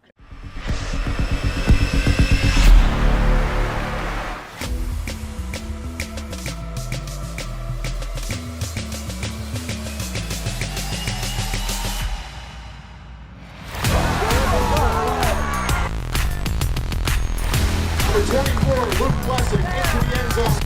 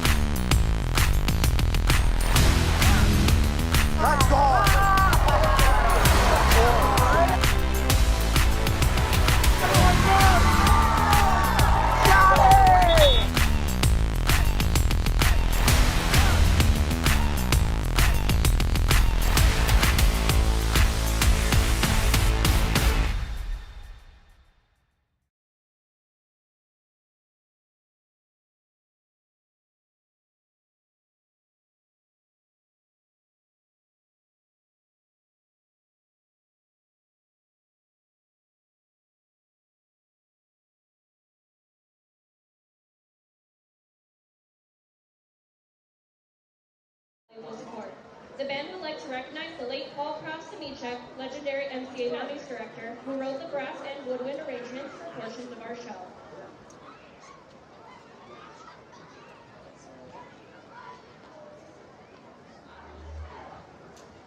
And now, we invite you to sit back and enjoy the 2024 edition of the Mount Carmel Area High School Big Red Band.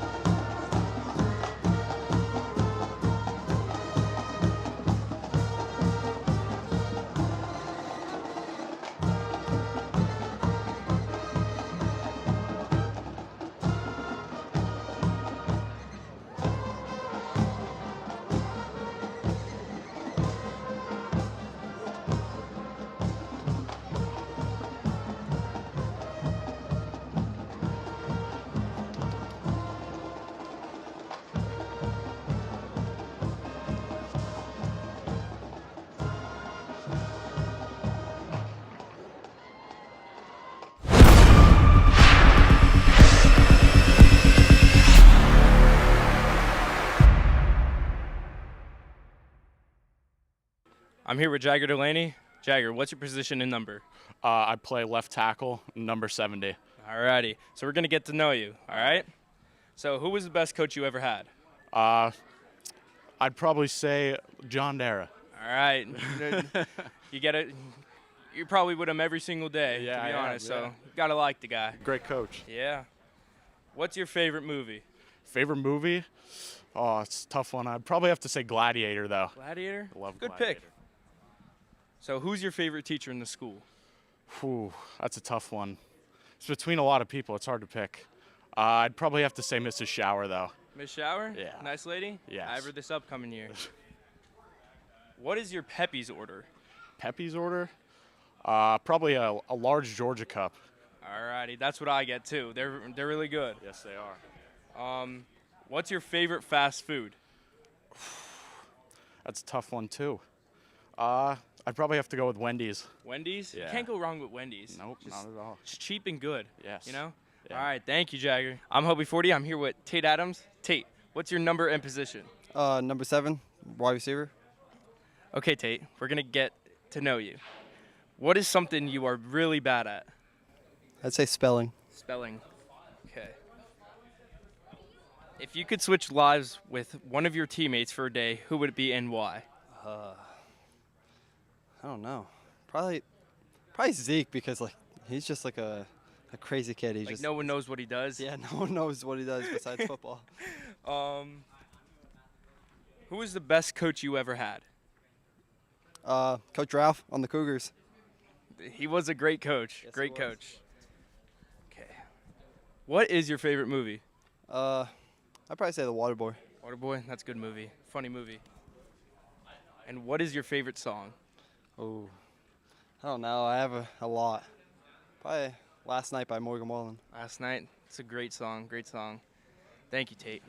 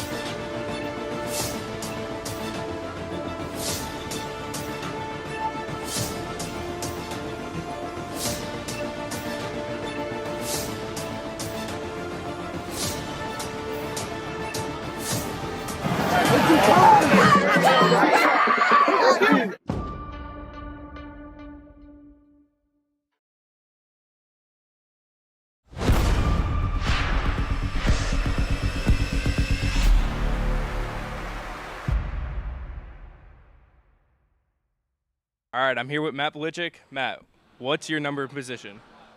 My number is 2 and my position's outside linebacker. All righty. So we're going to get to know you in 5 questions, all right? All right.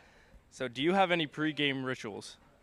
Not really. I just eat grilled chicken before every game, and I run 40 yards right before the game. All right, all right. What's your favorite cinnamon stick spool? The coal bucket, I think it's called. It's the All one right. with the Nutella and peanut butter. The cool cracker? Coal There you go, cracker, there you that's go. what it is. What is your biggest fear? Spiders. Spiders?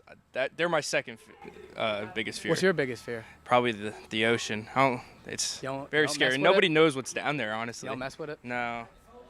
What's your favorite TV show? The Office. Or The Office. Suits. Oh, Suits is a good one. It is. Those Get- two are like my top 2. Especially being like a law firm family, you know? Yeah, It's a good movie to watch. it is. And who's your favorite professional athlete? Ooh, this is a tough one. I think I'm going to go with Saquon Barkley. Saquon Barkley. Yeah. Great guy. I loved him since I was a kid. Okay. He's always my favorite. Big Penn State fan? Yeah, big Penn State makes fan. Makes sense. Thank you, Matt. I'm here with Ben Miller. Ben, what's your number and position? I'm number 29, and I play inside linebacker. Alrighty. So we're going to get to know you in 5 questions. What's your favorite TV show? Probably Tom and Jerry. Tom and Jerry? Yeah. Great classic It's a show. great show. It's a great show. All right. What's your Dunkin' order? I've never been to Dunkin'. Never actually. been to Dunkin'? No, I've never been that place. But actually, I've had one of those cold chocolate things. They're Oh, pretty good. they are good. They're pretty good. They are good. What's your favorite subject in school? Math. Math? Calc specifically. Calc. Specifically. Alrighty. What's your favorite snack? Snack. Ooh. First thing that came to mind was Scooby snacks, but that's not true. So, I don't know, maybe like Dippin' Dots or something. Dippin' like that. Dots? They're pretty good. They're great. Yeah, they are great. What movie could you watch every day? Cool Runnings. Cool Runnings? Yeah. It's a great movie. It's a great pick, honestly. And, one more question. How does it feel to have your younger brother, Josh Miller, on the team now? Feels all right, All right? He's just there. He's just there? Yeah, he's just there. Get to hang out with him more now? Yeah. Outside of the house, Yeah, I have to drive in places, though. So. Oh, see. Yeah. Soon he'll be driving Yeah, now. eventually. Thank you, Ben. And he's got Delaney open, and Delaney's got it, and now it's a foot race. Nobody's going to catch number 6.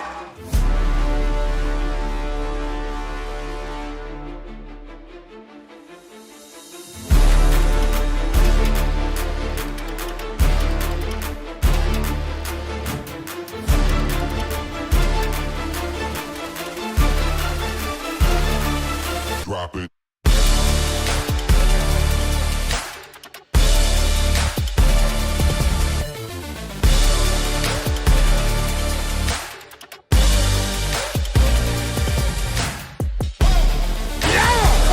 Keep going!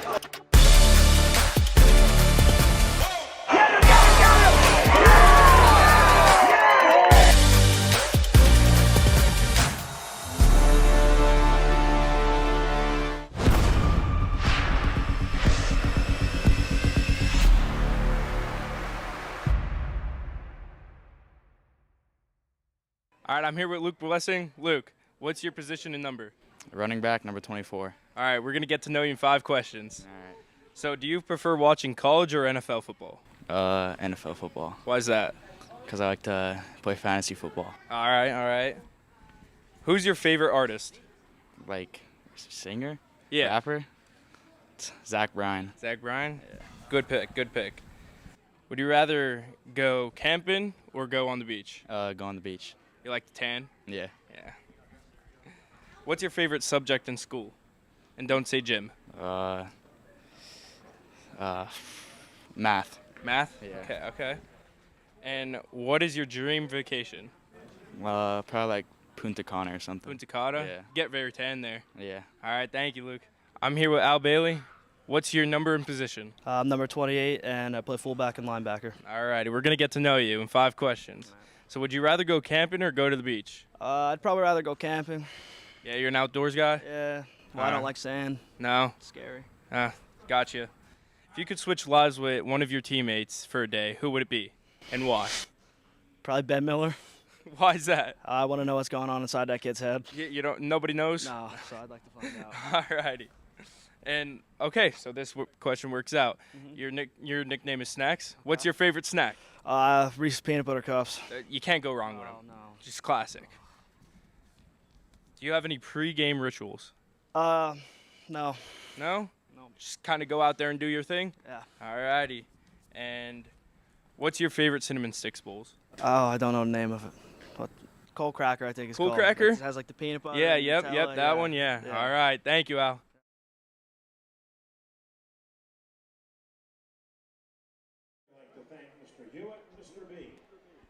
Hello and welcome back to Alumni Field here in Milton, where at the half the Red Tornadoes lead the Black Panthers 28-14 in what was a very interesting 24 minutes of football. Yeah, absolutely, Jim. It's kind of back and forth a little bit. The Red Tornadoes jumped out to a 14-0 lead, courtesy of a Cricky 8-yard run into Marshalik to Chase Blitchett connection of 33 yards. Yeah. And the Black Panthers responded with a 37-yard touchdown pass from Minium to Fisher. Yep. And a 3-yard run from Minium, which was right after set up by a big Fisher play. Yeah. And then the Red Tornadoes got right back after a Chase Blitchett interception. Cricky had his second touchdown of the night from 38 yards out. And then the big play, John Morganti. Yeah. Another punt return for a touchdown from somewhere in the ballpark of 70 yards. Jose will tell us for sure, or you'll see it tomorrow exactly what it was. But that's kind of how we got here. It was an interesting half, Dan. Yeah, it was definitely interesting, Jim. And you mentioned the Belichicks a lot, you know, and speaking of the Belichicks, we got to see some history, something that hasn't happened in a long, long time last week with Matt and Chase both scoring a touchdown in the same game, Jim. You got a little more information courtesy of Jose on that. Yeah, that was – so brothers haven't scored a touchdown in the same game since 1993. Whew. And that was Bob Veach and Brett Veach, who, Okay. again, next week at halftime we'll have a nice long interview with Alyssa that you all can see. But, yeah, that was – so Brett had a 14-yard touchdown run and Bob had a 7-yard reception. They did it against Danville back in 1993. So 31 years ago. Yeah. 31 years. It's a long time, and it's really cool. I mean, not only to be able to play on the same team as your brother, but then you guys both get the opportunity to score. And even tonight, Jim, you didn't get to see Matt get in the end zone tonight. Chase gets in the end zone, but Matt's applying the pressure up front, getting after the quarterback. And Chase is, a lot of times the recipient on the back end there. Right. Tonight, getting the interception there to set up the Karicki touchdown for the Red Tornadoes to reclaim the lead. So it's been a good first half for the Belichics and for the Red Tornadoes up to this point so far. Got a few stats from Jose here. Receiving-wise, we've got Delaney has 6 catches for 44 yards. Belichick 5 for 62. And Morgani 4 for 23, but that's 6 receptions for Delaney. Now gives him the single-season reception record. Oh, wow, okay. He was early on in the second quarter there. He was tied with Steve Matsura at 53. He had 3 more going on through the rest of that first half. So now he's got 6 on the day, and he now is the single-season reception record holder for the Red Tornadoes. So congratulations to Jalen, Mr. Delaney. You got a bright future ahead of you. You're only a sophomore, and he's already got that title. Yeah, and we talked about that a little bit. We said, even last week he came into tonight's game with 50 receptions. Yes. Which even the 50 receptions, he was only the 5th guy to ever do that here at Mount Carmel. So you had Steve Matsura did it. Joel Gonzalo did it twice. Yep, twice. Xavier Diaz and Matt Morose. Now add Jalen Delaney to that list, and again, now the single-season record holder is Delaney. And we are back underway here. Shop, you'll continue, kicking a little bit short. Be taken around the 25 by Diddy. And Diddy's going to fight his way, as we saw him do towards the end of the first half, to pick up extra yards out to around the 34, maybe the 35, and Minium and company will take over from there. Yeah, he meets a host of Red Tornadoes there to make that tackle. But again, the Red Tornadoes just, kind of cutting their losses there and just trying to do whatever they can to keep the ball away from Monty Fisher, who had just a humongous first half and is the reason that this is only a 2-score game. It'll be Canelo, and nowhere for Canelo to go, as we've seen all night. The interior of that Red Tornado defense has just been controlling the line of scrimmage. Yeah, and they are just swarming to the football at this point. That Red Tornado defense, I think they felt good. They got a couple big stops to end the first half there. Got the turnover, and we finally get to see a little bit of life kind of breathed into that defense, and they're still feeling that. So trips bunch to the right for Minium. Fisher's by himself to the left. And he's going to roll to the trip side and throw it in the middle. And he's got Brady Wolf. And Chase Belichick is going to meet him right where he caught it. It looks like he's going to have enough yardage for the first down. But Belichick was the only one standing between Wolf and the end zone, I think, Dan. Yeah, Jim, I mean, you see that trips bunch out there, and the Red Tornadoes really didn't move anybody out. The corner was out there on the far guy, and that was Lukuski out there.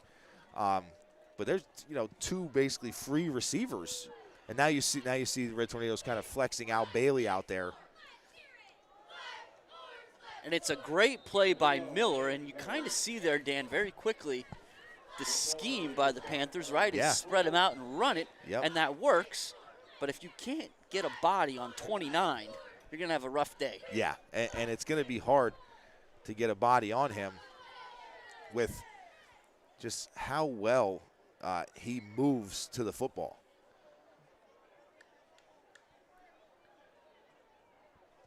I think that was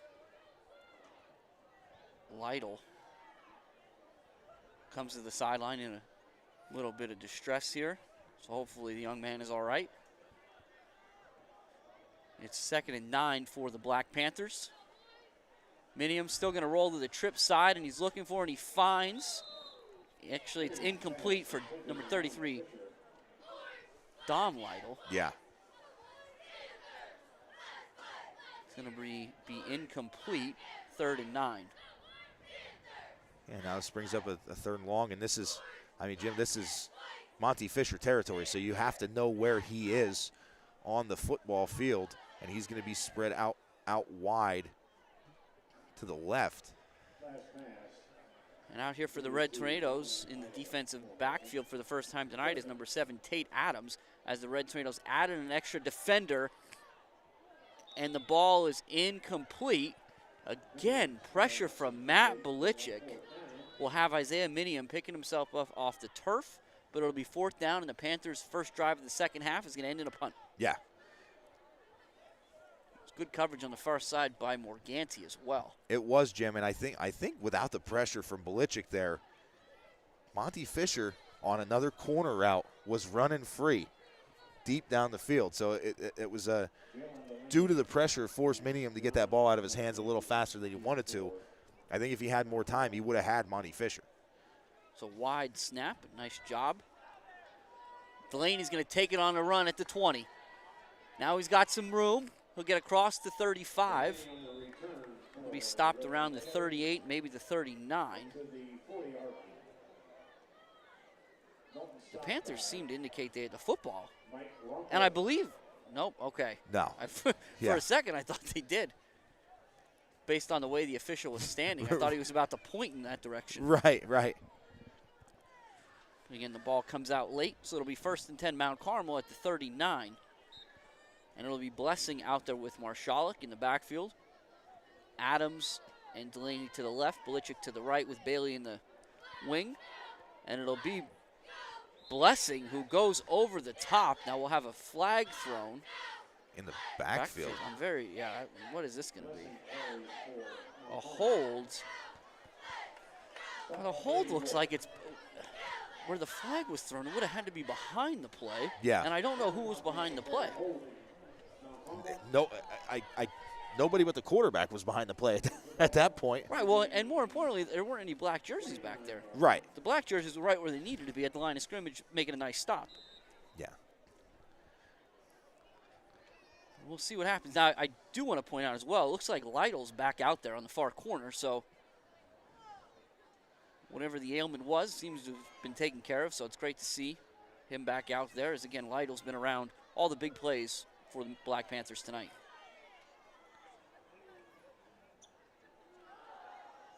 It'll be Blessing off the right side. He'll get to about the 31. It's going to bring up 2nd and 19. Yeah, not much room between the tackles for the Red Tornadoes tonight. Black Panthers have done a really good job up the middle, kind of, stacking everything up. Dan, I want to go back. We'll have to go back and watch this game at home because it looked like Blessing picked up more than 2 yards there. Yeah, it did. It looked like just forward momentum looked like he had more than that, but right, which makes me wonder: were they further behind the sticks than I thought? Was it not 1st and 20? It would have had to have been 1st and 20. And that's my point. That's why I kind of want to go take a second there. And now the Red Tornadoes are going to get a delay of game penalty, and Coach Dara is incensed. Yeah.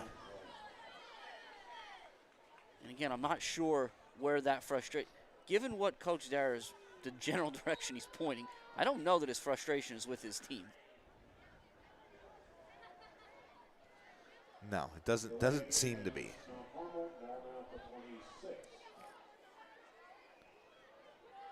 So Marshallik's going to throw, and he's got Bailey. Oh, good play. Nice play made by Minium. And now Minium's going to let Bailey know about it, and he's going to pay the price for that. He's going to pick up 15. Actually, this is going to go against the Red Tornadoes. Yeah, that can't happen. No. That absolutely cannot happen.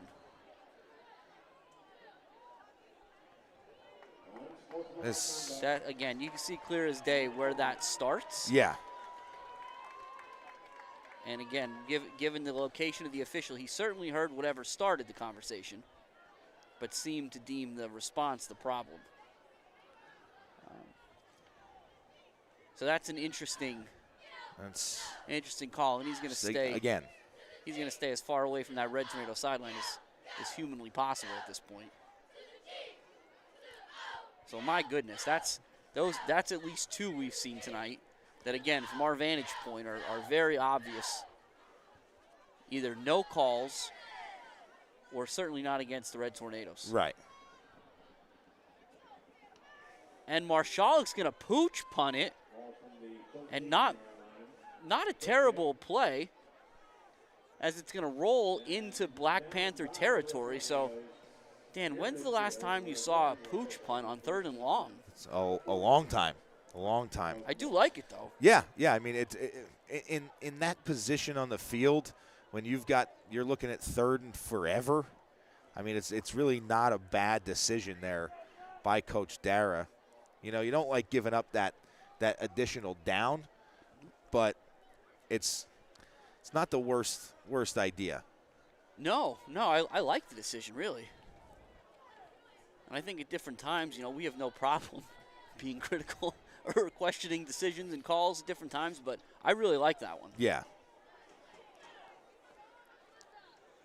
Now the Black Panthers, Minium's going to take it himself off the left side, and there's just not a whole lot for him. There's really not a whole lot for any part of that rushing attack of the Black Panthers. Yeah, and you see he gets met by Al Bailey, first man on the scene there again.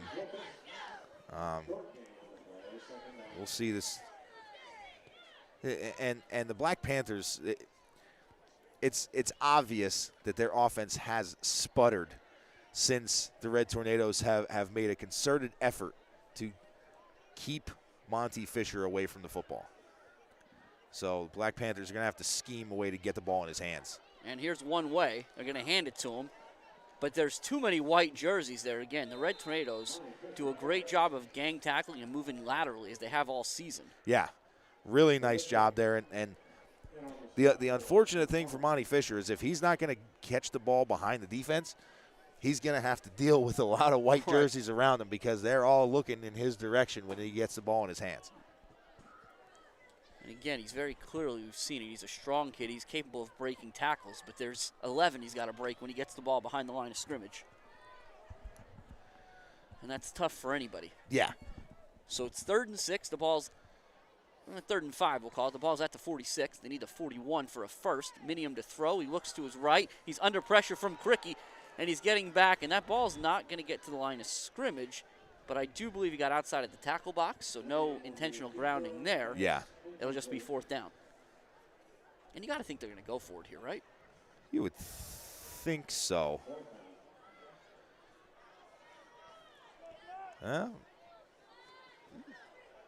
Coach Wilson seems content with how his defense has been playing. No, Yeah, they are going to punt. Okay. Now, if I didn't see Minium come to the sideline, but that's. I think if you're the Red Tornadoes, got to be a little bit careful here, though, as well. It's a low snap and a nice punt. It's going to get into the end zone. That's Patterson's punt, gets into the end zone. So it'll be 1st and 10 for Mount Carmel at the 20. It's a really good punt there from Patterson. Yep. But unfortunately, couldn't get it to check up there. Right. The senior had to scoop the snap up off the turf. And again, while the Red Tornadoes don't rush those punts typically, you see once the ball gets on the ground, Blitchett was coming pretty hard. Yeah, he definitely was. So it's a good job by Patterson to get that ball out. And as you said, a nice little punt. It'll be 1st and 10 Mount Carmel at the 20. 6:33 left in this 3rd quarter. It's 28-14 Red Tornadoes.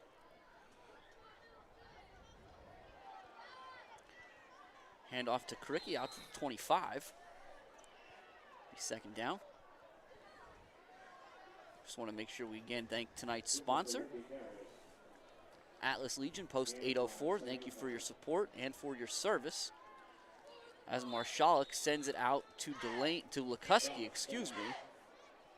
And Lukuski took a shot as he was down on the turf. Yeah. And he's down.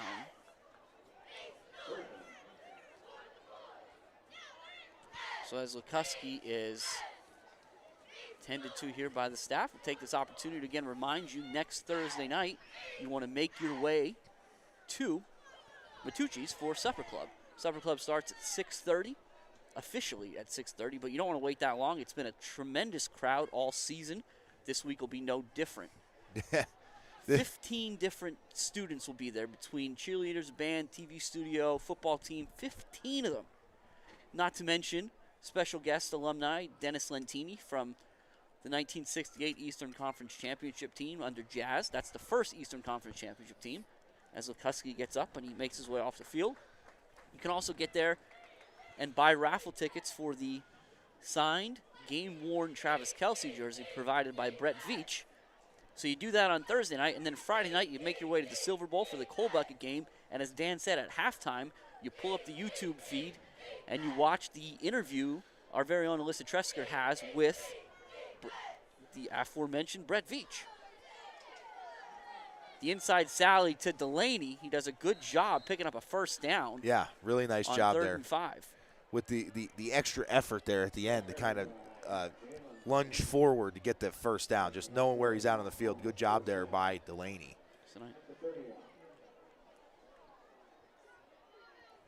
So as the Red Tornadoes switch from their run package to their pass package, Max Cricky, that is, excuse me, heads to the sideline in favor of Tate Adams. He'll be split to the short side of the field closest to your screen. Marshall looks to Delaney on the out route, and he's got him. And Delaney just almost eludes the tackler. Can't quite get there. Still a nice reception and a short gain. It'll be 2nd and 5. Yeah, and that's number 10, Rhodes, there, making a nice tackle in space there against Delaney. But again, just a tough one. And now the Black Panthers are going to have to take a timeout here as they're having a little trouble getting guys off the field. Yeah. It's hard. It's going to be hard to substitute when the Red Tornadoes are in their hurry-up offense. It is, and I think while we have a pause here, Dan, it might be worthwhile. We talked about some scores from around the area, what folks might be interested in. I'll tell you what I'm interested in here as we go. So again, we talked about the importance of the Lewisburg-Montoursville game. Yeah. And how that could affect Mount Carmel's potential seeding. So when we looked at halftime, Montoursville was up 12-7. Yes. Now they trail 22-12. Lewisburg on top 22-12. Danville up 21-6 on Shikellamy. Okay. North Schuylkill 45-21 over Lehighton. And I know I'm just kind of burying the lead here. The one you all want to know about is next week's opponent, the Shamokin Indians. And they're up 48-7 on Loyalsock as the Red Tornadoes are going to get a free first down here.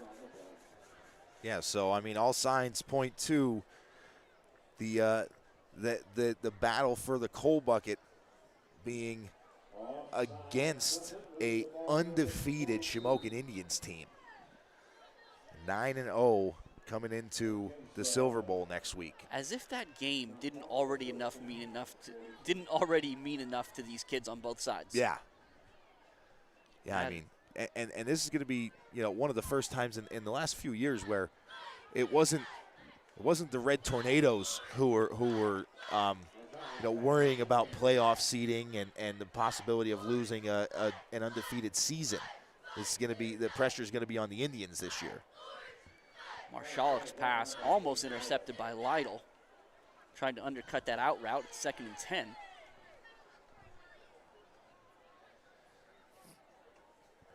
See which direction the Red Tornadoes go here. It's back to Karicki, who does a nice job of finding his way up the middle. Forward progress is going to have him to about the 48. It's going to bring up 3rd and 4. Yeah, nice run there by Karicki. Good job putting his shoulder down, getting an extra yard or two there. And we've talked about it a few times this season, Dan, with Karicki, where when you run him up the middle, he's not going to blow the hole open himself, but he has a unique ability to get skinny and find space. But there was none to be found there. Yeah. And now it's 4th and 6. Yeah, and I think this is a situation where Red Tornadoes are content with the way their defense has been playing.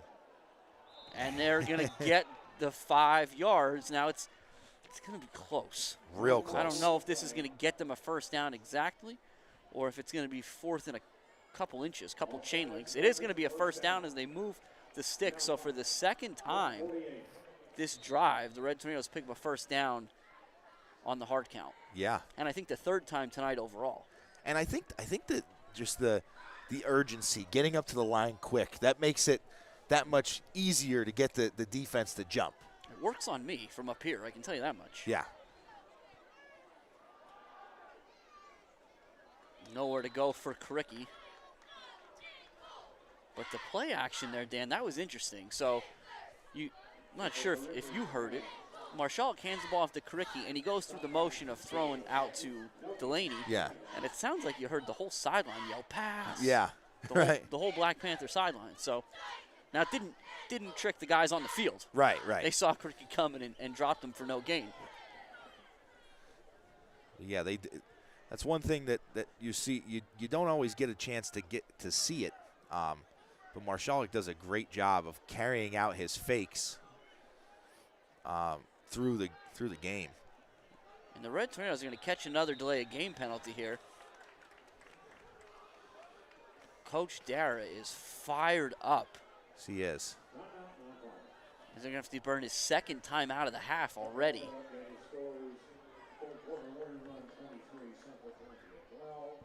Excuse me, first time out of the half. Because the Red Tornadoes didn't call the timeout. They got the delay yeah, game they last had to take time. the delay game. Yeah. It was late.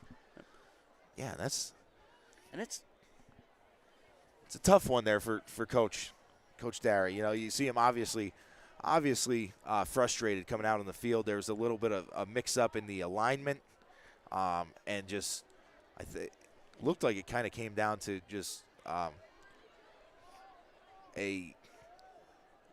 miscommunication. well, yeah, and you wonder again. The Red Tornadoes are doing most of what they've done all season, and it's week 9, and we haven't really seen this year. No. He's going to run it up the middle to Kricky again, and again, there's not a whole lot there. No. And you see Kricky head to the sideline, number 24, Blessing, back in the backfield there. Tate Adams also heading to the sidelines. The Red Tornadoes are going to tighten things up. And if you're going to do that, 24 is the guy you do it with. But you know what else we haven't seen run the ball tonight yet, Dan? 28. You're right. We're not going to see it this time either. It's going to be Luke Blessing, and he's going to be very close to first down. Looks like they're going to mark him a yard short. A little bobsled here, maybe. Well, you start with the hard count, right? It's Yeah. worked. 31 seconds on the play clock, so let's give it a shot at least. And look to the sideline. So again, and you look, again, I know you want to pick up the first down, but look how close those Black Panthers are to the line of scrimmage. His Blessing will easily have the first down. Yeah. Just a tough runner, but Bulls forward there for a couple.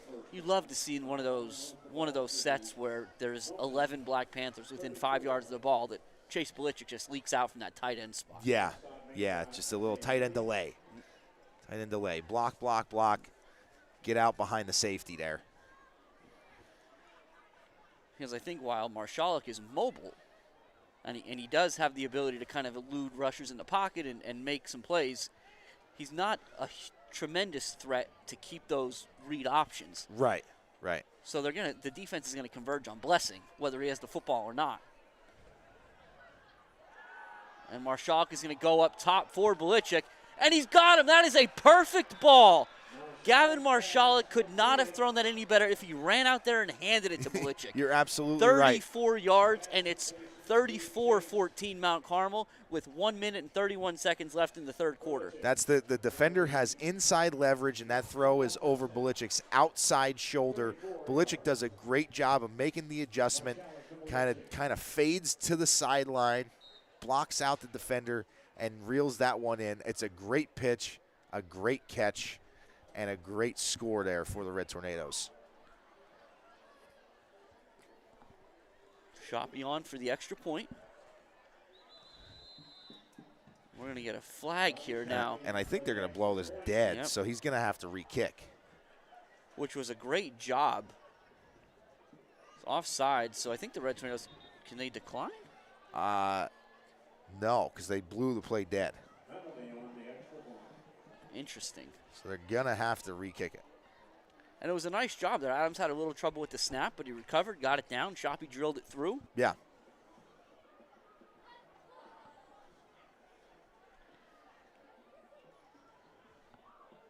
Yep, as you said, Red Tornadoes will come out and Shoppy will kick it again. But half a yard closer, I suppose. Yeah.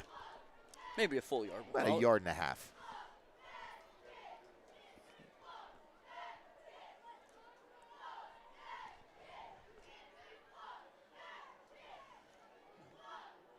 That one is up. And that one is no good. That's why I don't understand why you shut that play down. Right. You know, why whistle it? You can throw the flag and give him 5 yards on the kickoff. Right. It's not an advantage to the offense. Right. But we'll remain 34-14 here at Alumni Field in Milton. There's, again, 1:31 left in tonight's WKMC TV broadcast. We want to make sure we thank our sponsor, Atlas Legion Post 804. And we want to make sure we thank all of you for spending your Friday nights with us, this and every Friday. And, again, like we mentioned, next week, the Cold Bucket game, it is in Mount Carmel. Yes. So if you are able, if you are close, if you're within a reasonable driving distance, make sure you get to the Silver Bowl because it is going to be packed. Even if it's not a reasonable driving distance, get there. Be at the Silver Bowl and be ready for some action. It's no matter what the records are. Records go out the window when that game happens. It's going to be a hard-hitting, hard-nosed, Coal Region football clash, and you don't want to miss it.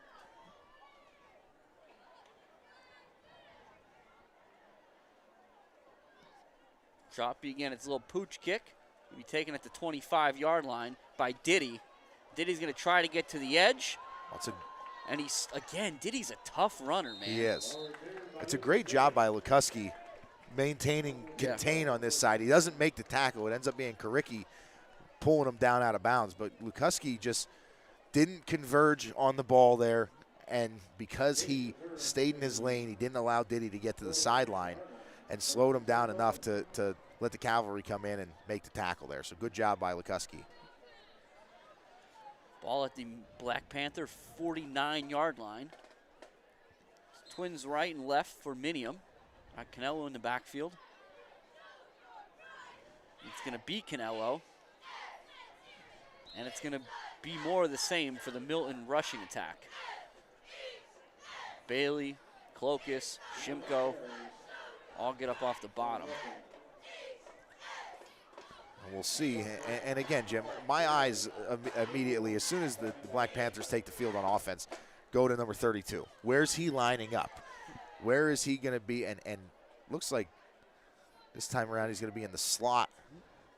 Or, okay, out wide. He was in the slot when you said it. I'll give you that much. But still, it's really 2-2 on this side. And Minium's under pressure immediately.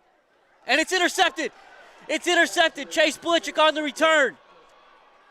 Chase is going to take it all the way. But there is a flag on the play, and I'm not sure if it's a hold or if it's roughing against the Red Tornadoes. Because it was right at Minium's feet.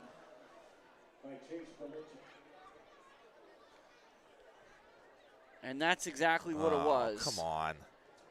It is yet another personal foul called against the Red Tornadoes. And now, Dan, it happened quickly. I'm not sure. Was it who tipped the football for the Red Tornadoes? I know Blitchick was the benefit. Yeah. Was the benefactor of that. But I'm not sure. Is that Delaney's side? Yeah, I don't. Lukuski, I think that's Morgani Morgani's at the corner out there. over there. You know what? I should have known it was Morgani. Always around the football. Now, again, unfortunately, it's all for naught as the personal foul is going to take points off the board.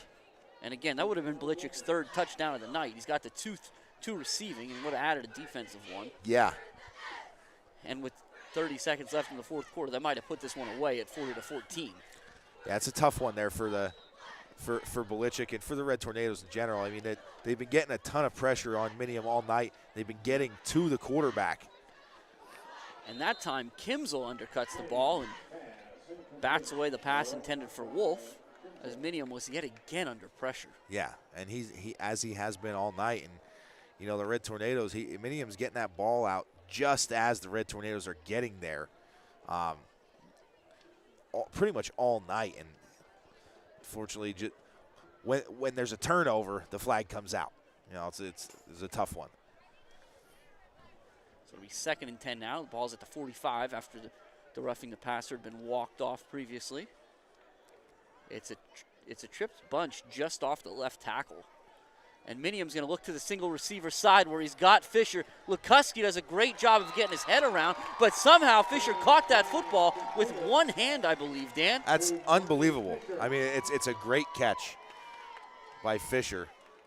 And I mean, if you're Lukuski, what can you do there? You can't defend it any better.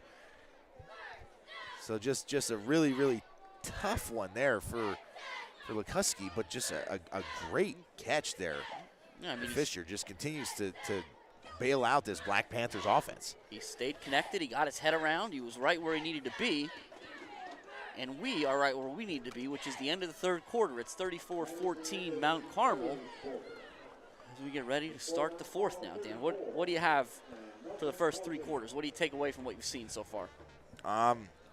Seen another sort of sloppy game from the Red Tornadoes from a penalty side. Yes. You know, a lot of penalties, extending drives. I mean, that time around there took points off the board, and just, you know, it's. I think we've only seen it maybe 2 or 3 times this year. The Red Tornadoes play a complete game, just, you know, playing well offensively, defensively. Yeah, smart, no penalties, you know, and those games we've seen them, they're dominant. Yeah. I mean, they have the capability to be a dominant force and really threaten in AAA. But, you know, you come out and you know, you think about it in the first half. I did mention it. You mentioned it. The possibility of looking ahead to next week. And I think that first half, when the game was tied 14-14, they kind of woke up a little bit. But again, just the little penalties have been the big takeaway for me, because it's just another game. Now the Red Tornadoes are probably still going to come out on the right side of this one, but where it didn't have to be this close. Try to get Canelo to the edge, and he gets maybe 2, not much more than that. But yeah, Dan, you talked about the penalties, and I think back to games where penalties have really hurt the Red Tornadoes and where it's really kept the game close. And obviously tonight it's hurt them. It hurt them against Danville. It hurt against Mifflinburg. So I don't know if it's something about, I don't know if there's something about the bus ride that gets, you know, that causes some of that. But it does seem like it's on the road. So I'm going to think it's something with the bus. Has to be the bus. Whatever the energy is on that one. Yeah. I'll have to talk to Sam. yeah. So it'll be 2nd and 8. Again, it's trips kind of bunched to the right. Minium's looking for Diddy, single receiver set.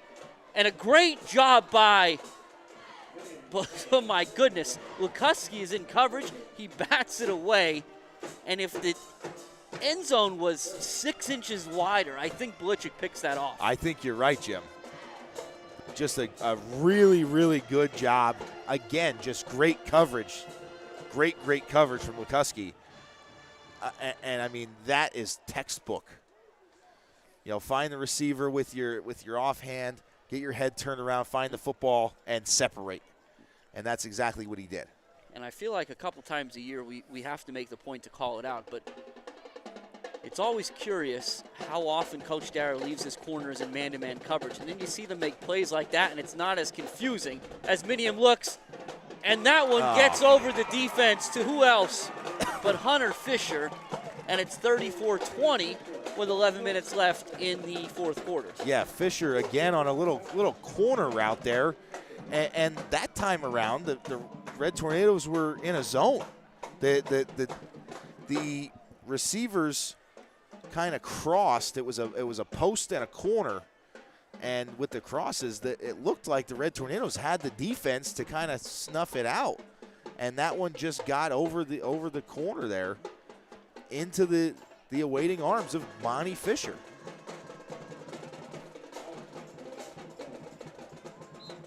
The kick is up and good. So again, with 11 minutes left now, it's back to a 2-score game, and that, once again, a penalty, a drive-extending penalty against the Red Tornadoes looms large, as they're not quite able to put this out of reach yet. Yeah. Yeah, and again, I think the one upside to that drive there for the Red Tornadoes is you kept your offense off the field for a while. You know, it was a little bit more of an elongated drive for the Black Panthers, so you got a chance to give your offense a little breather. So now I like to see the offense come out humming here. You know, see them come out, ripping around on the field, and just, you know, look sharp on this drive. And you can put this one away. See the Red Tornadoes expecting an onside kick here, as you see the hands team out there. Yeah. Cricky will be the only one back deep.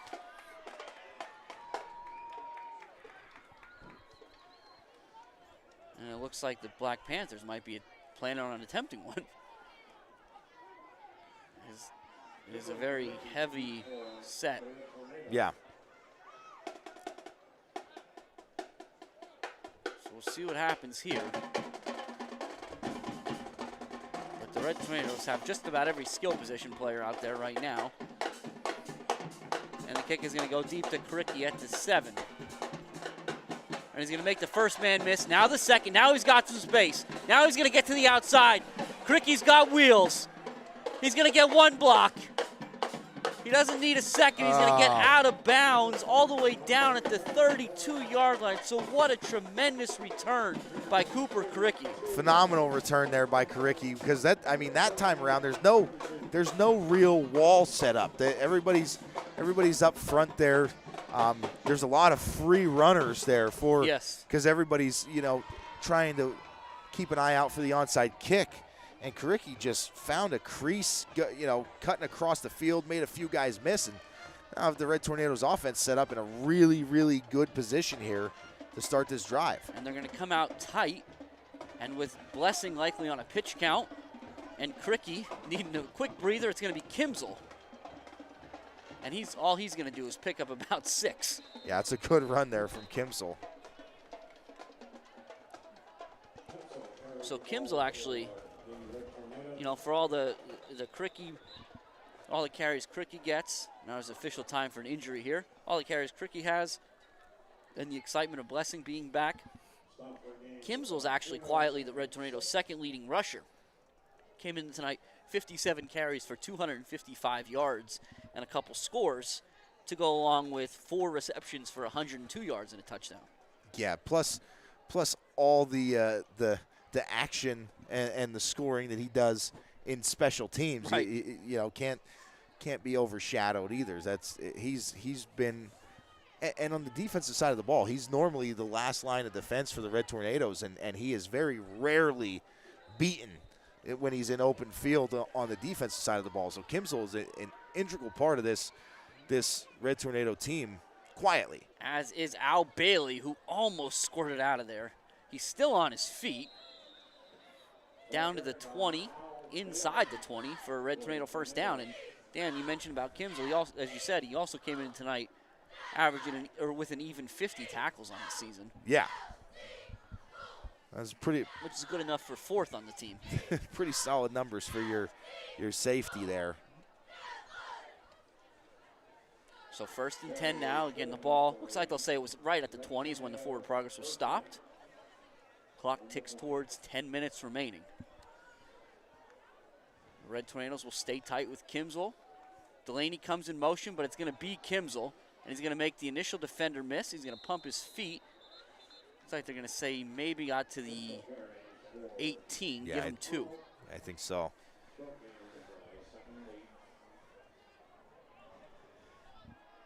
But I think, as you said, Dan, Mount Carmel wants 6 points here, but I think they're content to take as much time off the clock as they can to do it. Yeah. Yeah, no rush in their game, and they're going to stay tight. They're going to keep running this football. It's going to be Kimsel again, and he got a nice seam Still there. on his feet. All the way down to the 5. Oh, my goodness. It's a great fight there from Kimsel. Went right off the right side of that line of Shimko and Bumps. Shimko and Herb again. That's going to be Delaney and Sheganowski on the left side with Demko at the center. And it's Kimsel one more time. And he almost had the sideline. Couldn't quite get there. He was dragged down from behind by Humphrey. Yeah, Humphrey, and who else is right there but Monty Fisher. He's just always finding the way to be around the football for the Black Panthers. How many Monty Fishers are out there? It definitely seems like more than one. It's going to be, looks like they're going to say that one cost the Red Tornadoes a yard, so it'll be 2nd and goal from the 6. Delaney, this will be Kimsel again up the middle, and he's down inside the 2. So it'll be 3rd and goal now, 8.5 remaining. Red Tornadoes lead 34-21 on the road at Milton. Curious to see what the Red Tornadoes opt to do here. They're going to let Kimsel finish this drive off, or if they're going to go with the quick hitter to Bailey. I think, as we've said, I think you dance with who brung you. And number 4 into the end zone, and it's 40-21 Mount Carmel on a 2-yard plunge from Kimsel, who did most of the work that drive. Yeah, Jim, that's just bully ball there from the Red Tornadoes. So you know what? And that's such a luxury to have for a coaching staff. It's the fact that, hey, we've got a 2-score lead. We want to chew some clock. We're just going to go tight, and we're going to run it up the middle, and we're going to end it with points. We're going to just push you around up front. It's a high snap. Adam gets it down, and Shoppy gets it through. So it's 41-21 Mount Carmel. And, Dan, that's Shoppy's 5th extra point of the night, which will move him into a tie for 5th all-time in Mount Carmel with Mike Soboleski and 82 career extra points made. Wow. That's very impressive. Big time for Mr. Shoppy. Yes.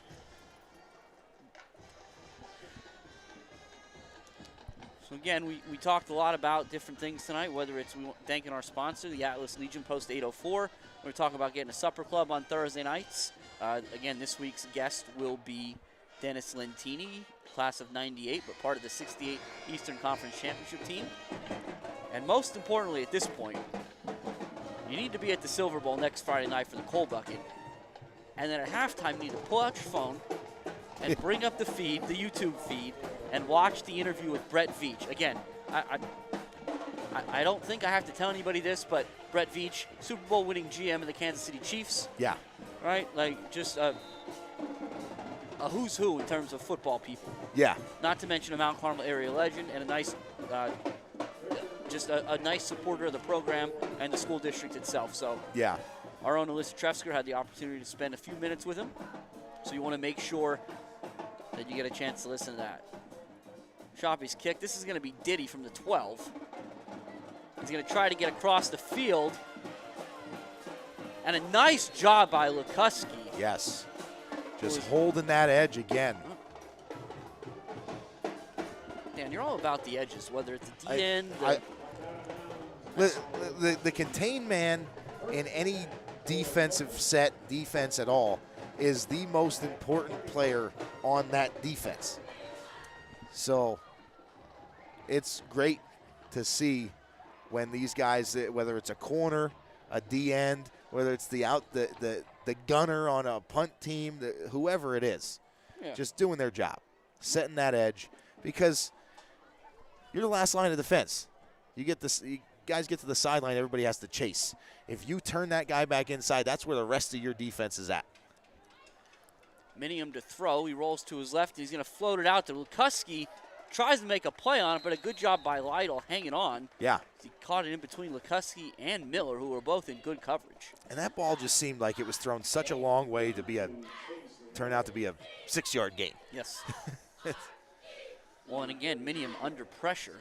Just all night. That young man is going to be very sore when he gets up in the morning. Yeah. Because as we said, it is getting a little bit colder out, and I think we're under 50 degrees now here in Milton. And that beautiful turf down there, while it's nice to look at, it's not always super forgiving. No, that turns into basically like playing on concrete when it's cold like this. Minium will take another shot for his efforts. Oof. Clokus is going to get off the very bottom along with Kricki, but Shimko came off the top. Excuse me, Delaney. Delaney, yeah, big number 70. Another senior out there on that defensive line who just does a tremendous job of kind of helping block up the middle there.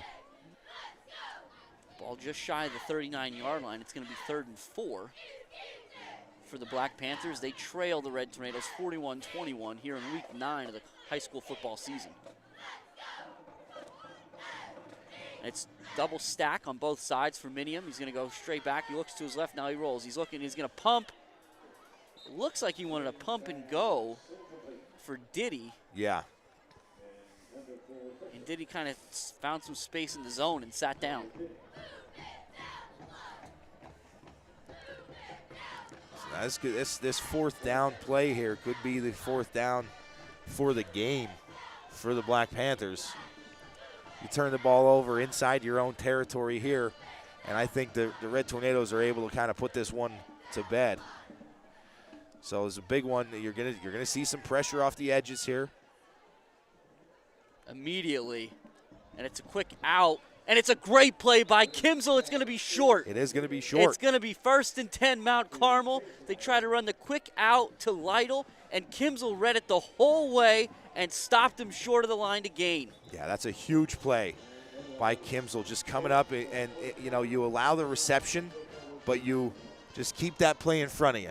You keep that play in front of you. You know where the sticks are, and you don't let the receiver get there. Such a big-time play by number 4.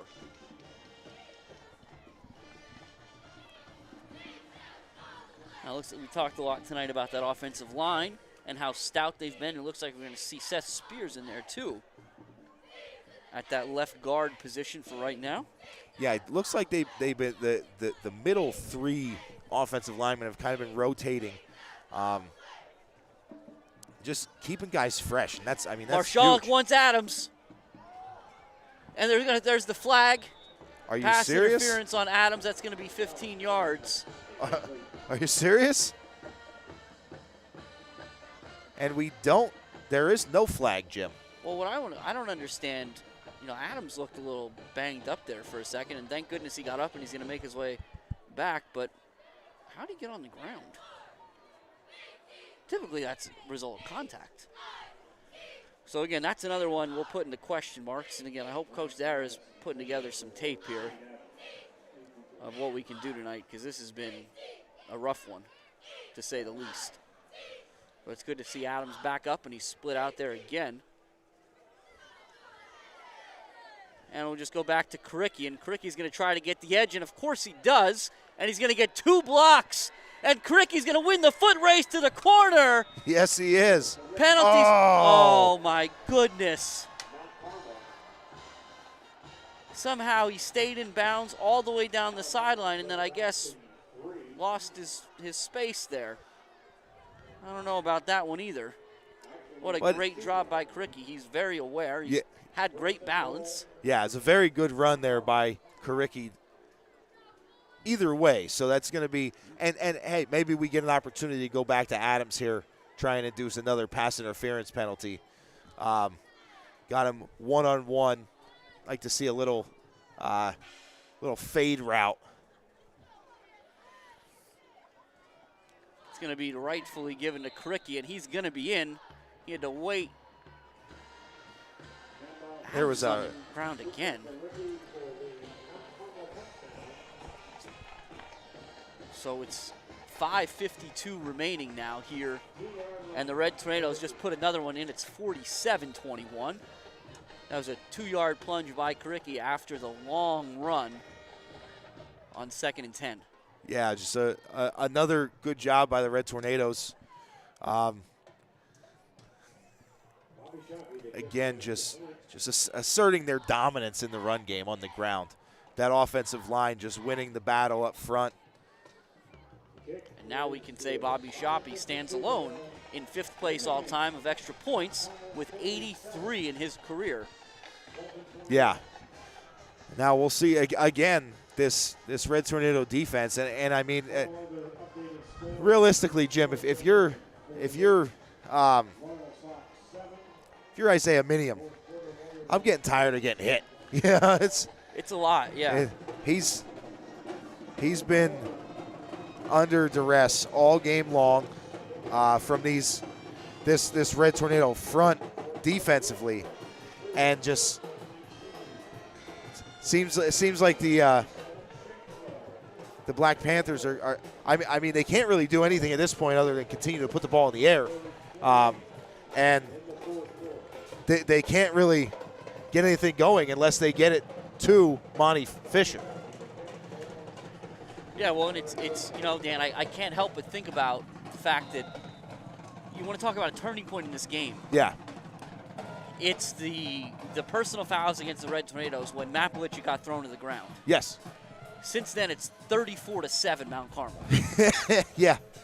Yeah, so it's been a different game since that point. And look at that. Shoppy's kick is going to stay in bounds and get into the end zone. And that's good news for the Red Tornadoes because that thing takes a left turn there. That's, you know, the Black Panthers get to start with the ball at the 35 or make the Red Tornadoes re-kick and another opportunity to kick it to Monty Fisher. But either way, it's a good kick from Shoppy.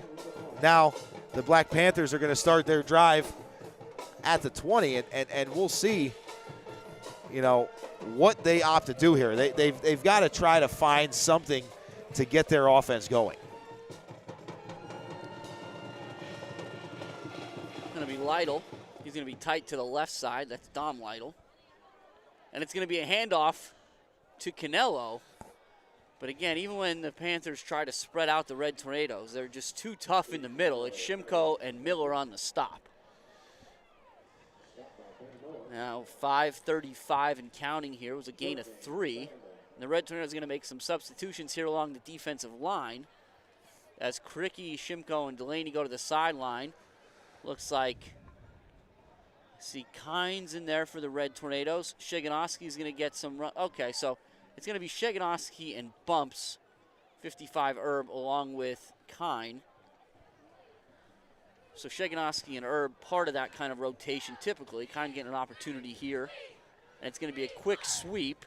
And he's going to run right into the arms of Chase Belichick. Yeah, that's a great play out there. Excuse me, that's not Belichick. Yeah, that was actually Matt Belichick. What was that's what a tremendous play. It's a really nice job there by Belichick, fighting off the blocker and basically just catching a full speed rusher there. And I think he was so far out there that I really thought it was a defensive back. I didn't think it was your defensive end. Now Minium to throw on 3rd and 5. He's looking in one direction only. And it's going to be intercepted by Chase Belichick. And if momentum carries him into the receiver, else there would have been a big return there. So Chase has his 2nd official interception of the night, 3rd unofficially, the one was called back on the roughing the passer, to go along with a couple of receiving touchdowns, and have yourself a day, young man. Yeah, just another just tremendous job by Belichick. Just a nose for the football tonight. Just finding a way to get to the ball. His 3rd interception, 2nd on the books. And I mean, should have 3 touchdowns as well. But two on the offensive side of the ball, 2 interceptions on the defensive side of the ball. It's just been a great night for Chase Belichick in the defensive backfield. 20 left. Marshall hands off to Aiden Dietz. Yeah. Dietz is going to pick up about 4 on the play into Black Panther territory. Yeah, nice job there by Dietz. And now you see Chase Belichick should be getting a standing ovation as he's on his way off the field there. Going to be replaced by Aiden Brokenshire. And we're going to see some wholesale changes here on the offensive line as well for the Red Tornadoes. We're going to see Kine, Rempel. And I think Bush. Bush. Yep. And there's going to be a timeout here for the Red Tornadoes as Coach Dara trying to make some changes. Yeah. Not particularly pleased with how that worked out. But again, the clock will stop at 3:45. The Red Tornadoes, as we said, they were locked up in a 14-14 contest early in the second quarter, and since then all they've done is outscored their opponents 34-7. Now Shimko and Delaney will head out again and get to enjoy the last few minutes here. And I can't help but laugh, Dan, when we see who else is heading out there. Number 3. Number 3. Josh Blessing. Wearing number 3 tonight. Right. Not number 58. You also see number 10, Jackson Boblik out there. Adams is still in there. Have to see who the other 2 on the offensive line are for the Red Tornadoes.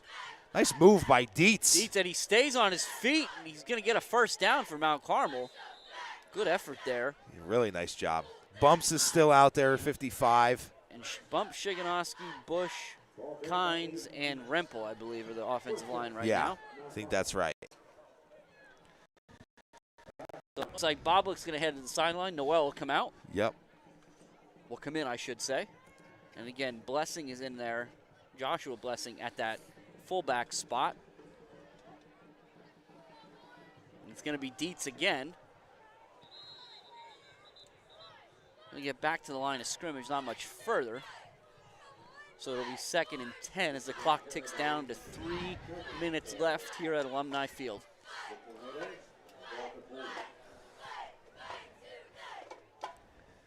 And we'll see what the Red Tornadoes opt to do here. If they're going to let Marshalik maybe put another one in the air here. I like Adams. But it's going to be Dietz. All right, well now do you let Marshalik put another one in the air here? Good to see Ezekiel Noel on a post route down the middle. Ooh, I like that too.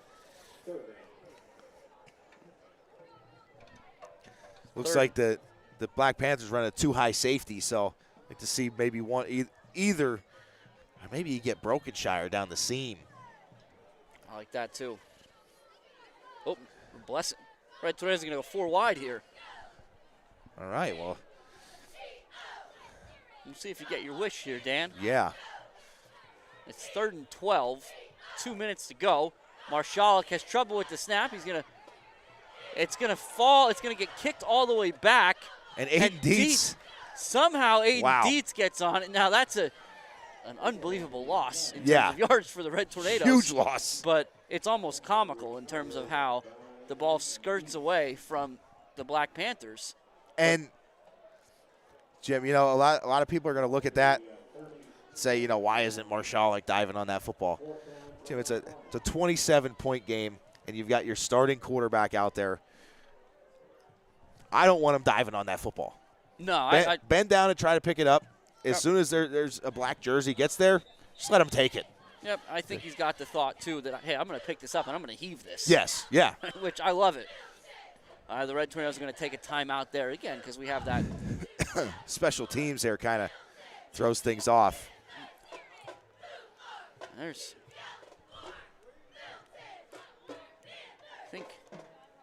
think the good news is that in a game where you have a 27-point lead, again, not sure if this will be the final margin victory or not, but whatever happens, Coach Dara certainly seems like whether film is tomorrow morning or Sunday, he's going to have a few things he wants to go over. Oh, yeah, absolutely. There's definitely going to be some things to be talked about. High punt from Karicki. Be down by Chase Belichick. Because why not? He's done everything else tonight. Yeah, just another opportunity to catch the football there for Belichick. And so the Red Tornadoes going to make some changes here defensively. See number 88, Jalen Lilly. 13, Logan Shooter. 14, Noel is out there. Boblick's on the far side. 44, Chase Swatsky. Again, Rempel's out there defensively. Kynes. Trying to catch all these guys. Blessing in there as a linebacker. I think you got Blessing and Bush in there. I'm trying to think who's on the side of them. Oh, that's Brokenshire. Okay. Yeah, Brokenshire. And then got a flag here, delay a game on the Black Panthers. And it looks like I think it's Azazel Lilly is on the defensive line as well. I think I see 54 out there. Yes, you are correct.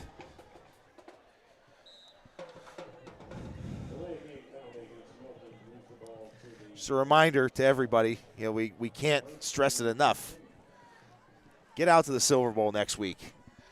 You have the 9-0 Shamokin Indians visiting the 7-2 Red Tornadoes for the Coal Bucket. It is going to be a packed house, and it's going to be a tremendous football game. And there goes Canelo.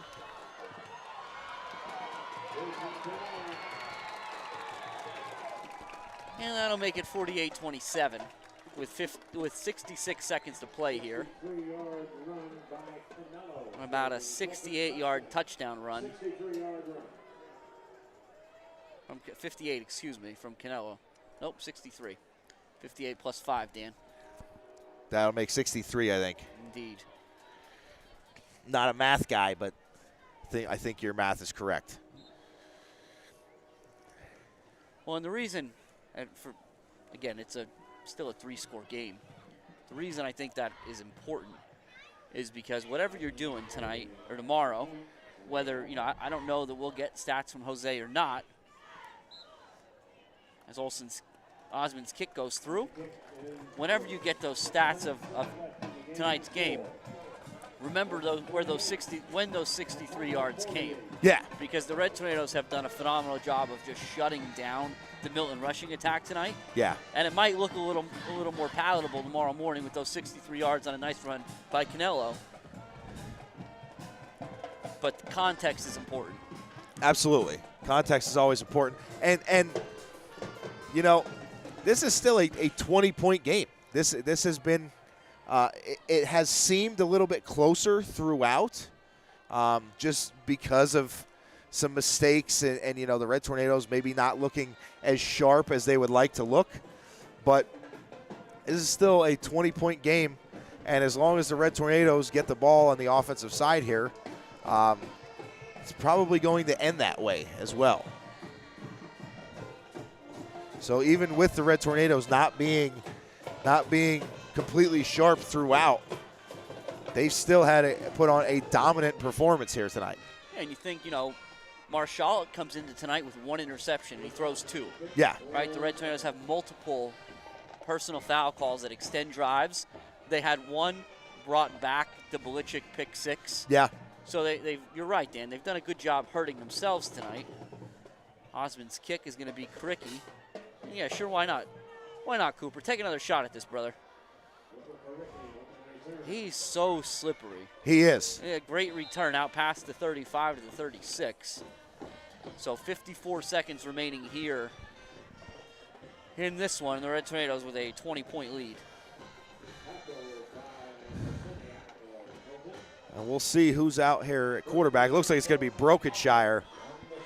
Going to take the reins here at the quarterback position. Yeah, I think I saw Jason Dillo out there on the offensive line now, along with Azazel Lilly. Okay. Brokenshire to Dietz. Nowhere for Dietz to go.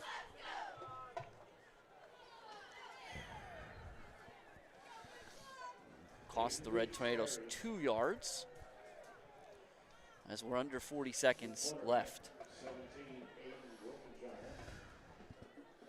Renault's going to come in and send Noel to the sideline. See if they let Brokenshire put this one in the air. This might be the last play of the game.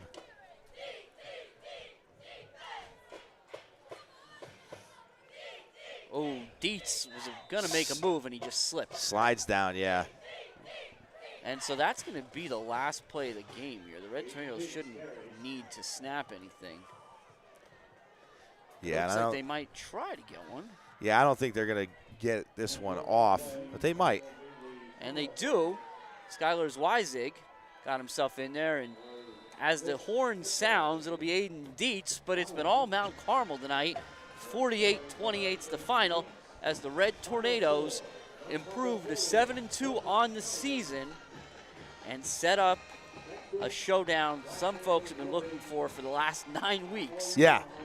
Yeah, Jim. I mean, the Cold Bucket's always a game that you circle on your calendars, and this year, just the build-up with Shamokin going to be coming in at 9-0, the Red Tornadoes 7-2, who realistically are a few costly turnovers in week 1 and a few less penalties in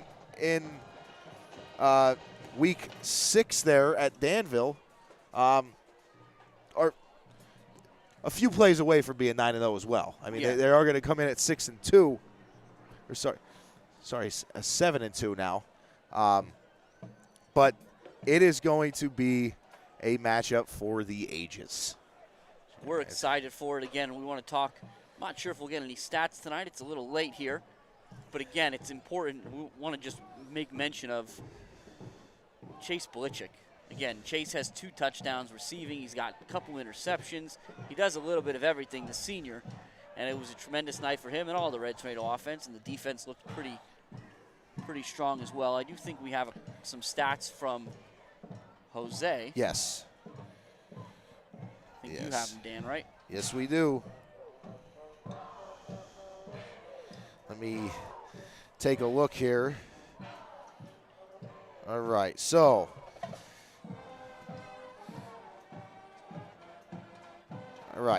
the Red Tornadoes finish up 38 rushing attempts for 191 yards, 17 of 27 passing for 172, 20 first downs. Over to the other side of the ball, 27 rushing attempts for 118 yards, 11 of 26 for 173, 10 first downs for the Black Panthers there. So now, the question that I posed to Jose in the first half, so this year, 5 kick returns for touchdowns in 2024 so far. Wow. Only 1997 and 1976 had more. 76 they had 8, 97 they had 7. That's very unofficial from Jose. He did put that caveat in there, but that's what he's got for us. The fact that he's even got that kind of knowledge to just share, like we can see where he's sitting. Like he's not in a lab somewhere or a library. He's sitting out here in the corner of the end zone.